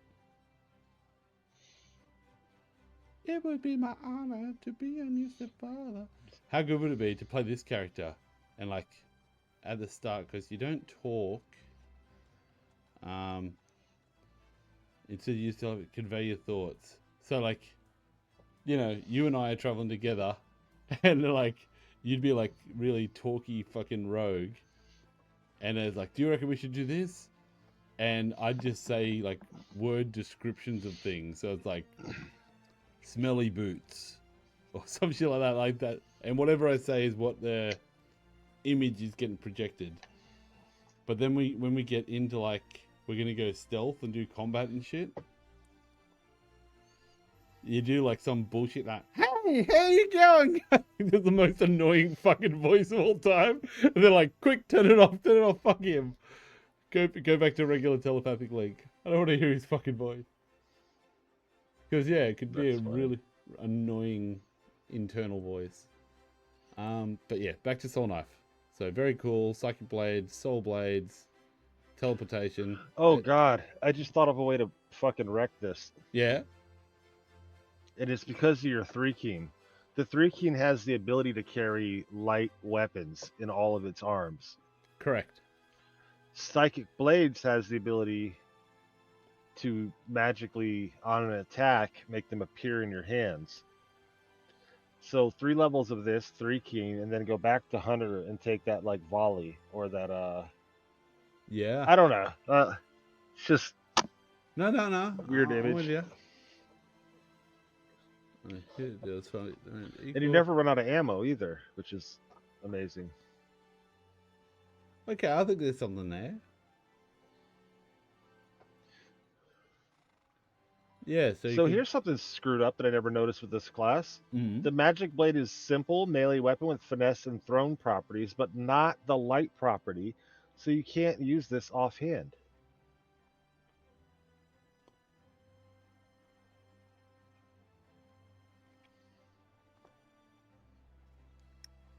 Shit. I've always pictured it as daggers. Because you throw them, right? Yeah. But because the dagger has finesse property, you can throw You can still get the it. dex or strength. Yeah, it just doesn't have light, so you can't have an offhand weapon. And you Oh, can't make that the 2 sucks attacks balls. per turn. That sucks. Oh, but they fixed it. After you attack with the blade, you can make a melee or ranged weapon attack with a second blade as a bonus action. Okay then. So they added a paragraph to get rid of Prevent giving it, it yeah, light. instead of just having light. The damage die is 1d4. That sucks. Soul blades, expression of your psi suffused soul, not infused. Homing strikes, don't care. Teleportation, don't really care. Psychic veil, you can weave a veil of psychic static to mask yourself as an action. It sounds like you want to say something. I was clearing my throat, but I do. Psychic teleportation is garbage. Yeah. It's not garbage, but here's the issue. You have to use a psionic energy die, Yeah. which is like a D6. All right. But you're going to choose a place on the ground where you want this to hit, and then roll the die, and you go 10 times that in the feet? Yep. So it's a bit screwed up. Like, I guess you have to roll it first. Yeah, use 1 die and roll it. And then it lets you know how far you can teleport. But that'd be really shit. Imagine if you're like trying to get to the top of something and you just want to launch the dagger up there. Yeah. But well, now you can't. I know it says in the ground, but I let people do this. If you throw your soul as the attack, I'll let you bonus action sort of teleport. So like the attack hits them in the chest, and then you appear holding the dagger like you stab them in the chest. I fucking love the imagery of that, so I allow it. So I love the thing I love about this class is that the blades disappear and there's no wound. Yeah, that's cool. Yeah. Like a paper shot from one of those sniper movies, where they get like a wad of paper and freeze it or some shit. So I can master yourself as an action, magically become invisible along with anything you're wearing or carrying for an hour. That's just invisibility. Yeah. Yep. Red mind. You just like blades deal sneak attack damage to a creature. You can force the target to make a saving throw. Fail saves, it is stunned for 1 minute. Ouch. Yeah, the only thing I see abusable here is the teleporter. Yeah. That's really it. And even that's okay, right? Yeah, I'm not too worried about it. Yeah, this isn't bad. It's a good class. It's a good class. That's what I reckon as well. Swashbuckler. Yeah. I think we all know this is awesome. I still think my little using Swashbuckler and holding onto a spear and a dagger. I was using the reaction Polearm Master for Polearm Master to stab people. Yeah. and get advantage on it because it's just me and them. And it was really fun. I don't think it's broken, but I think it's funny as fuck. It's like a weapon you're holding is a spear. And when you make a reaction, you can choose which one. But I don't think there's anything particularly broken here.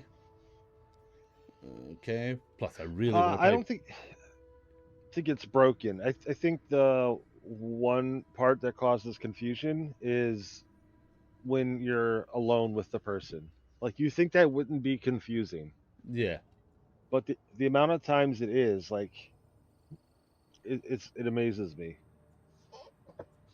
Sneak attack alone, people get so confused on. I don't get it. I really love Panache, though.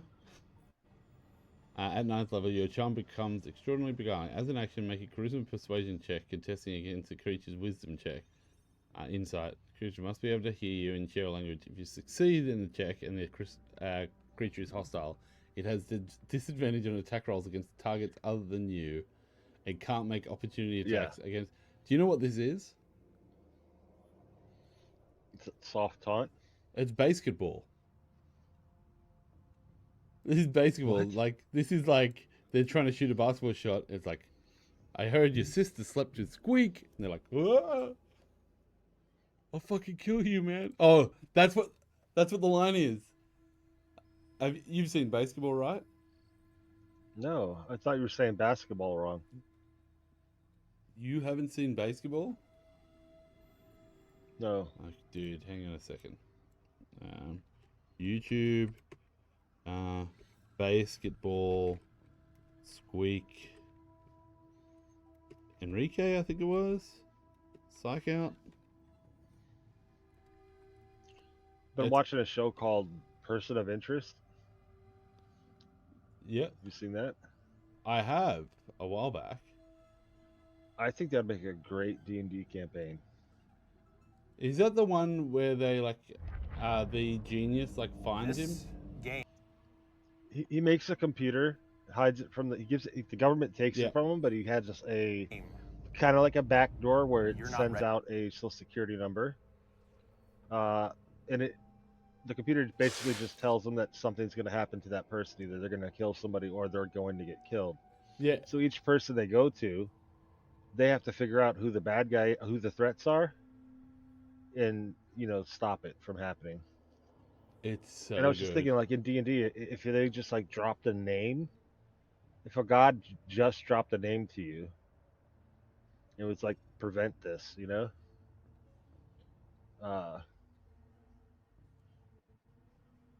like that's a fucking amazing movie. That actually would be a great D&D campaign. You ready? Hey, go to stream. No, go I to gotta stream. mute this. I gotta mute this. I'm waiting. Deafen I'm that. waiting. I'm I waiting. gotta go into the Twitch thing and deafen you. That's all right. That's all right. You do your thing. You give me some sort of signal when you're ready. I can't because I'll be muted. To go now. Yeah, I'm starting the video, and I'll do a little bit of a talk. So, let me bring up Panache again. So Panache is a charisma check that makes them unable to attack someone other than you. This is basketball, and this is Squeak. Wait, you can still hear me, right? I can still hear you. I'm in the past, man.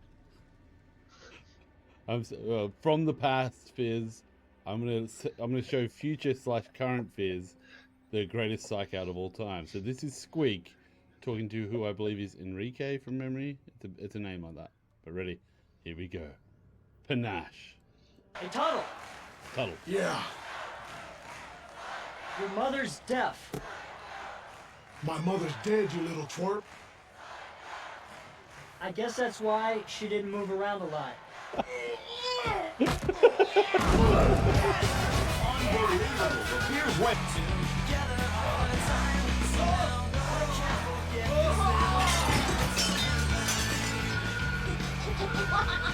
Yo, Dustin.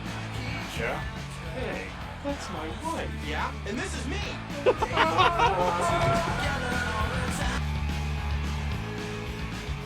Hey, Dirk. Is it? I hear your sister's going out with Squeak. Oh! Hey, Grunski, you losing weight?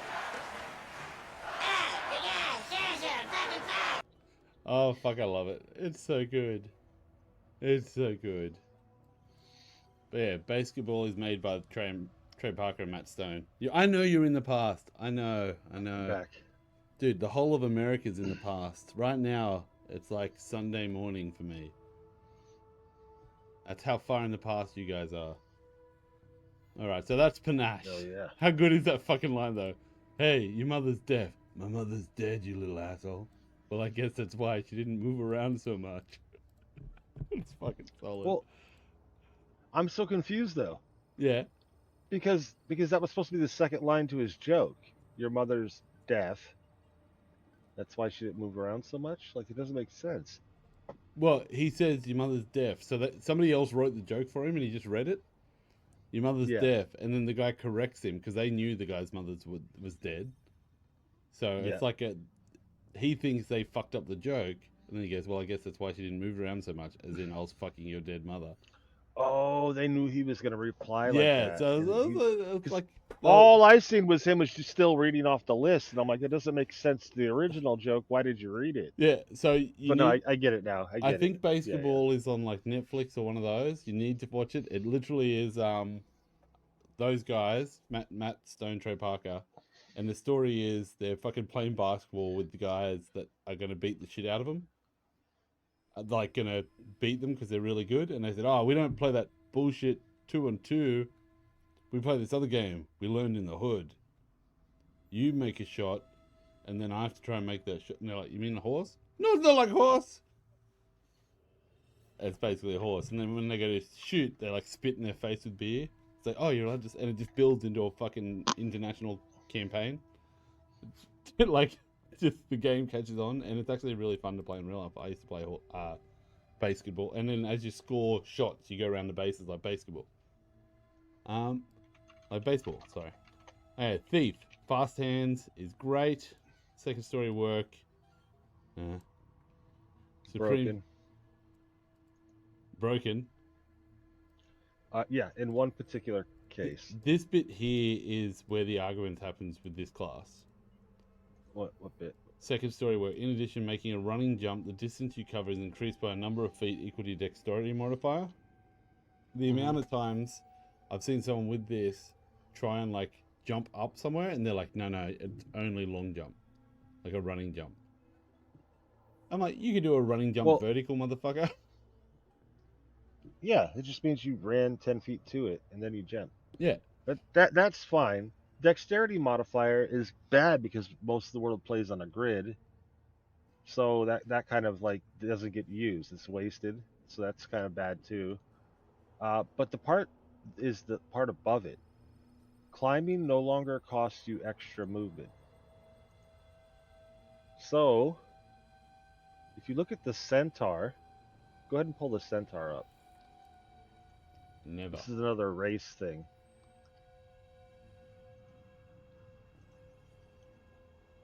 Minotaur? That's like a centaur. No, specifically the centaur. No, I found in its it. Likely legacy. So lifespan, height and weight, so equine build hooves. Nope. Yeah, you click Monsters of the Multiverse, but charge. You know, it's there. Look at equine build. In addition, any climb that requires hands and feet is especially difficult for you because your equine legs. When you make such a climb, each foot of movement costs you 4 extra feet instead of the normal 1 extra foot. But if you have Thief, that just disappears. It disappears, and what you end up having is centaurs running on walls, hopping from like one side of the street to the other, back and forth, as they're doing their second story work. That sounds amazing. Yeah. There's like memes about it. There's got to be. Hold on. Centaur thief meme. Oh, come on. There's nothing. I found one. Good for you. I did one. My Google found it straight away. What'd you type in? I typed in donkey flies Shrek.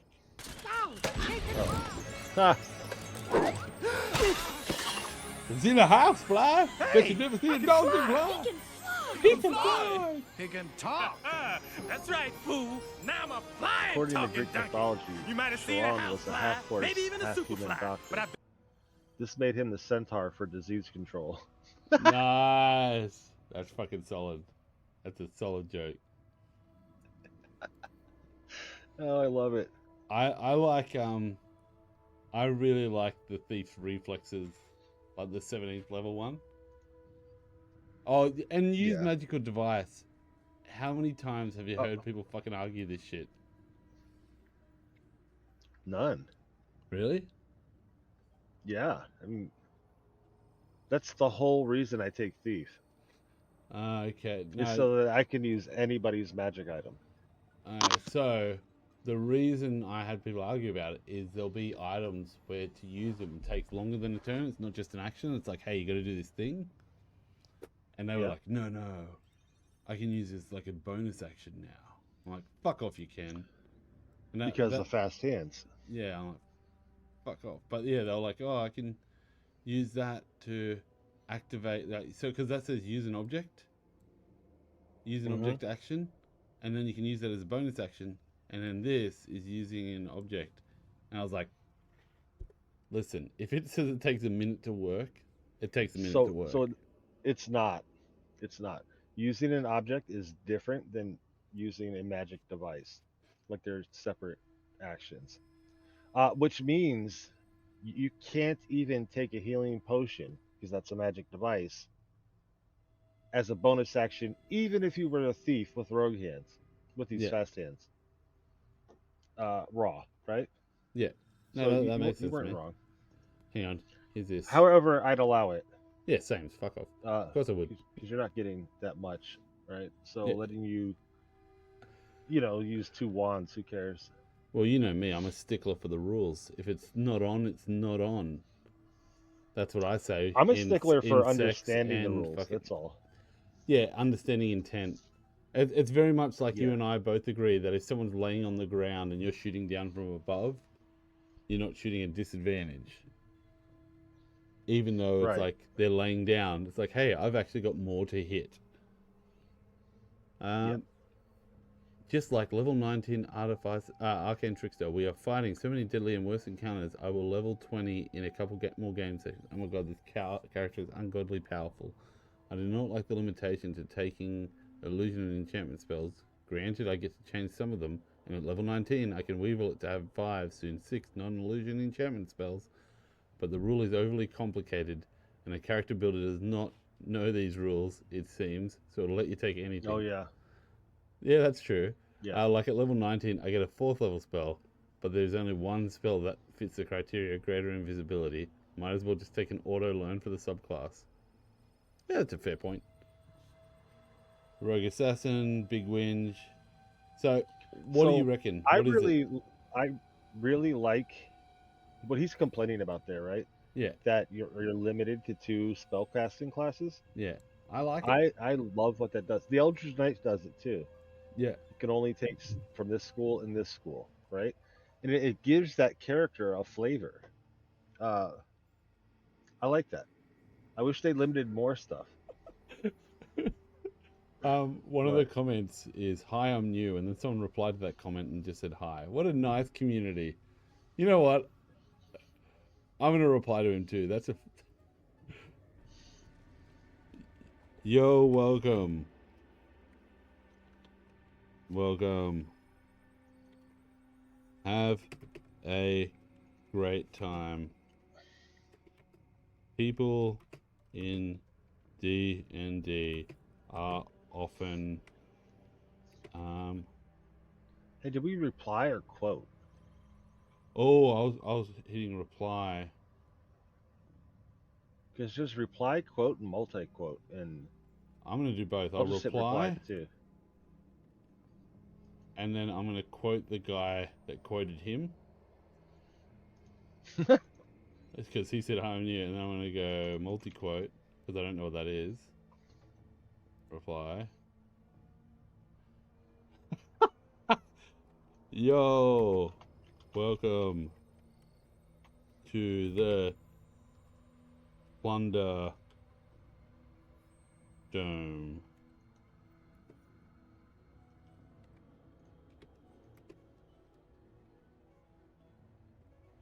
Have fun and find love. Heart. Post reply. Done.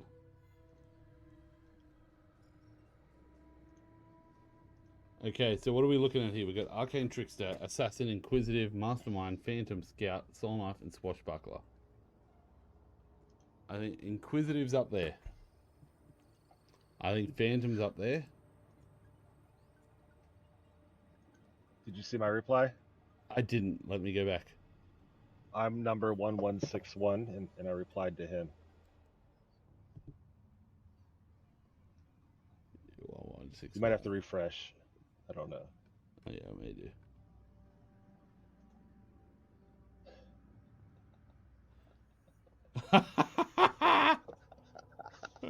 I love that.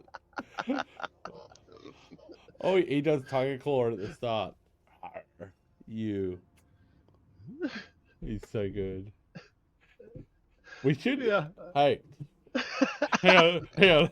Let's do this. I'll make it. This could be a YouTube video. Go. Why did my reply work? It did. You got like, it does? Okay, it doesn't show like a reply on mine. It just says I posted this. Oh, okay. No, it just did that for me. Yeah. Oh, let me look on your stream because mine Did you doesn't go show that I replied. multi-quote?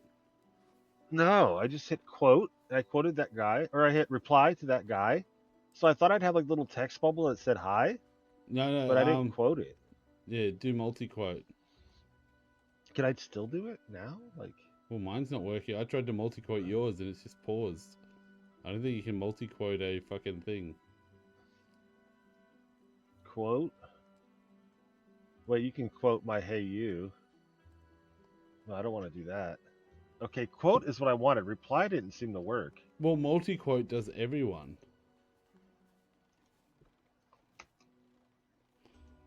Oh my gosh. Here we go. Ready? Where is it? Yeah, I just wanted to reply to Okay, it. you ready, Fizz? Yeah, Go. what's going on? Hey, how good is the D&D community? Look at this shit. Hi, I'm new. Oh, hang on. I gotta fix this shit up. I zoomed right out in and messed it up. Okay. How good is this shit? How good is the D&D community? Look at this. Hi, I'm new. And then just after that, a guy says, "Hi, how you doing?" Well, that's just now. It's not that long ago. So I went on there and I also said, "Hi, you're welcome. Have a great time. People in D&D are often kind. Welcome to the Plunder Dome," where I did quote retreat. And then we had Fizz also message him. So everyone go on to the Rogue page on D&D Beyond and find old mate here that's new to D&D apparently. Forest Fire. And message to his hi I'm new and say hi. Just make him feel welcome or her feel welcome or them feel welcome. Doesn't make it. That's funny as fuck. That's so good. Hi, I'm new. Fucking cats. I fucking love it. There's nothing greater than that message. It's so innocent. Fucking hi, I'm new. Sheep be true. I love it so much. Okay. I wonder if they're gonna leave my my image there. I hope so. I've never seen one like in there, so yeah, we both get banned. Community's great video. We both get banned. No positivity. Get out of here with your fucking positivity. So I think we're looking at assassin for the argument around stealth, inquisitive for the bullshit unerring eye and insightful fighting and the ear for deceit. What was the other one? And I think Phantom's got it. Hey, Phantom. Like out of these, I think assassin. the no obligation to be truthful, and the fact you can phase through walls and like, oh, I stick the crossbow through and I shoot them and then I disappear and then the so assassin for the surprised. Maybe it's just assassin for surprised. And well, Phantom's annoying because of all the soul tokens. What I didn't tell you about when I played Soul Token, Yeah. the GM said I could have as many as I wanted tokens. Like the subclass limits you to like 3, but he wanted to be able to hold on to all of them, old tokens to ask questions later on. But what he didn't tell me was they're soul trinkets, right? Have you ever rolled in the trinket table? Oh shit, he made you actually carry one of those things? Right. And trinkets aren't all like stopwatches and little toys, and some of them are like the shield of a fallen friend, a 10-foot pole that used to be a banneret. Like, yeah, so what I became was like this guy dragging around stuff from like grave sites. Yeah, yeah. That's so funny. That's a really good way to get around it. I like that. That's so funny. Just like, listen, you can carry as many as you can carry. That's it. I pull out this one. Which one did you pull out? Which item was that again? I think he was this one. It's like, I'm the soul of an old guy you killed for no fucking reason. Fuck. This one. This one. This one. This one. Oh fuck! It'd be like that D&D movie scene where they're like going to the graveyard, waking everyone up, trying to find the last person to have the helmet. Well, I was getting out of the bath and I slipped and died. All right, yeah. So assassin, Phantom. Actually, yeah, annoying. The assassin with the surprise critical hit, like so many arguments. Assassinate people. You get advantage on attack against any creature that hasn't had their turn. So you get advantage on attack against any creature that hasn't taken its turn in combat yet. In addition, any hit you score against a creature that is surprised, so they haven't had their turn yet, and they were surprised, which, going back to our thing, DM decides before you even roll initiative, is a critical hit. Okay. Pain in the ass. So it's assassin with a side note of the inquisitive, just because it deserves a special mention for fuckery. Okay, so yeah, and then you had a good argument for fast hands use a magic device. That is a super common one, but assassin... and honestly, had I not known that there was use a magic device, right? Yeah. Like, oh shit, that's the name of this fucking class feature down here. Yeah, that's what I mean. Like, it's assassin, surprise, bullshit, and then plus, inquisitive. And let's just face it, the rogue chassis, cunning action. Oh fuck it. Is enough to add this thing to like toxic gameplay. How many hide rogues rules. have... Yeah. Sorry. You go. It's all right. I was just gonna say, how many fucking rogues have you played with that like it's like, oh, rogue, everyone plays rogue, and then at level 1 they're like, I use my bonus action to dash, and like no one realizes, and then when they go up to level 2 they're like, oh fuck, I shouldn't have been dashing that whole time. I'm like, well, you don't get to dash for a couple weeks now, motherfucker. Inquisitive for you can tell when somebody's new because they'll hide first and then attack. Yeah. Versus like attacking and then hiding for the entire rest of the round until it's your turn again. I hide just before my attack, and then I pop out and attack, and then I stand here like a chump. Because this is what I do. Oh my god, Sorcerer is going to be so fucking easy to do. Ready? I'm going to do it right now. Abyssal. I don't even fucking need to look. Abyssal is the most fucking broken one ever. Warlock will be harder, but I think it's just Hexblade. and wizard will be something else. But here's one for you to think about while we go play Or paper. Paper IO. Yeah. Yeah. DMPC. What's the worst fucking DMPC that you've ever had? One that's allowed at the table. No, DMPCs can be useful for narrative and No. what's the word when they give you story? No, that's called an NPC. Yeah.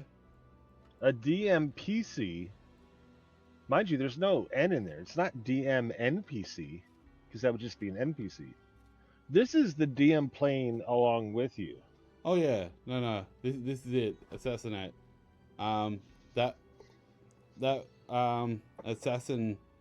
We had an assassin, and I didn't even know it was that bad. But we had an assassin in our game, one of my first games. I thought it was great. I actually really liked playing with the character because she was cool. Like one of my friends was playing DM, and he was playing this character. And it wasn't until one of the players I was playing was like, "This is fucked. I never get to kill anything." Because like this, we'd go into a room and it'd just be like 4 shots, and they all do poison damage, and they all do this, and just like basically wiping out every room we walk in, round 1. And I was like, "This is great. I don't have to do shit." But the other bloke was like, "This is bullshit. I'm melee. I'm just like trying to run up to get to them, and by the time I get there, everyone's dead." So it's one of those things. But let's do some paper IO. We got a long way up, so we got sorcerer, warlock, wizard to go, and DMPC. What's your worst DMPC subclass you've ever played against or with? Honestly, anytime they're on the table, I don't want to be there. Yeah, no, but is there one that pissed you off? One that, like, wizards are common to piss people off because they'll use spells. Oh, this is actually part of your subclass ranking thing. Yeah. I'm watching your video now. Wait, Yeah, why yeah. did you add that in there? Because there was an extra color and I couldn't be bothered deleting it, and I was like, "Fuck, what is the most broken DM NPC?" Which you've pointed out should be so NPC. I don't know what. Well, let me put it this way. Here's what bothers me is they come out and steal the kills. They always hit harder. The GMs always give them more magic items, more attacks, more knowledge of the world. More, they're you but better, always. So it's like there's the party and this other guy that's just better. And I don't find that fun. So really anything that the GM if he was playing something weak, I'd be okay with it. But it's never that way. Because they're the GM, right? Like, you take the weak guy and give him, oh, he's really a demon pretending to be a weak guy, and but he's your friend, so he's gonna battle this dragon with you. Oh, he killed the dragon! Yay! I don't know, like, I'm not a fan. So it wouldn't matter to me what class they chose. The fact that they're there makes me want to leave the table. But if you had to choose one, so assassin's got to be it, right? Because they kill everything, or fireball wizard. It wouldn't matter. Whatever they chose would kill everything. Yeah, That's I know. my point. The point is, it's got to be what's the most broken. What's the most effective killing? It's got to be a fighter then, doesn't it? For killing bullshit. And what was the ranger we chose? Because I just deleted the one we're fucking working on. Ranger was... I want to say we put the hunter in the list. And the Beastmaster. That's it. Beastmaster and Hunter. Because they ruin friendships. Look, I'm writing even neater than last time. Okay, you ready for some paper IO? Yes. Master and Hunter. What is this? You can't just type on here? What is this thing? I like to do it this way. It makes me feel powerful. Okay, that's it, people. We got Beastmaster, Hunter, Assassin, Inquisitive, and Assassin for the DMPC for me. And Fizz says all fucking DMPCs as DMPCs need to be killed. Okay, that one is actually licensed to me. And that was licensed. Oh, you are alive. am live. I said I wasn't fucking around. Cowbell ready.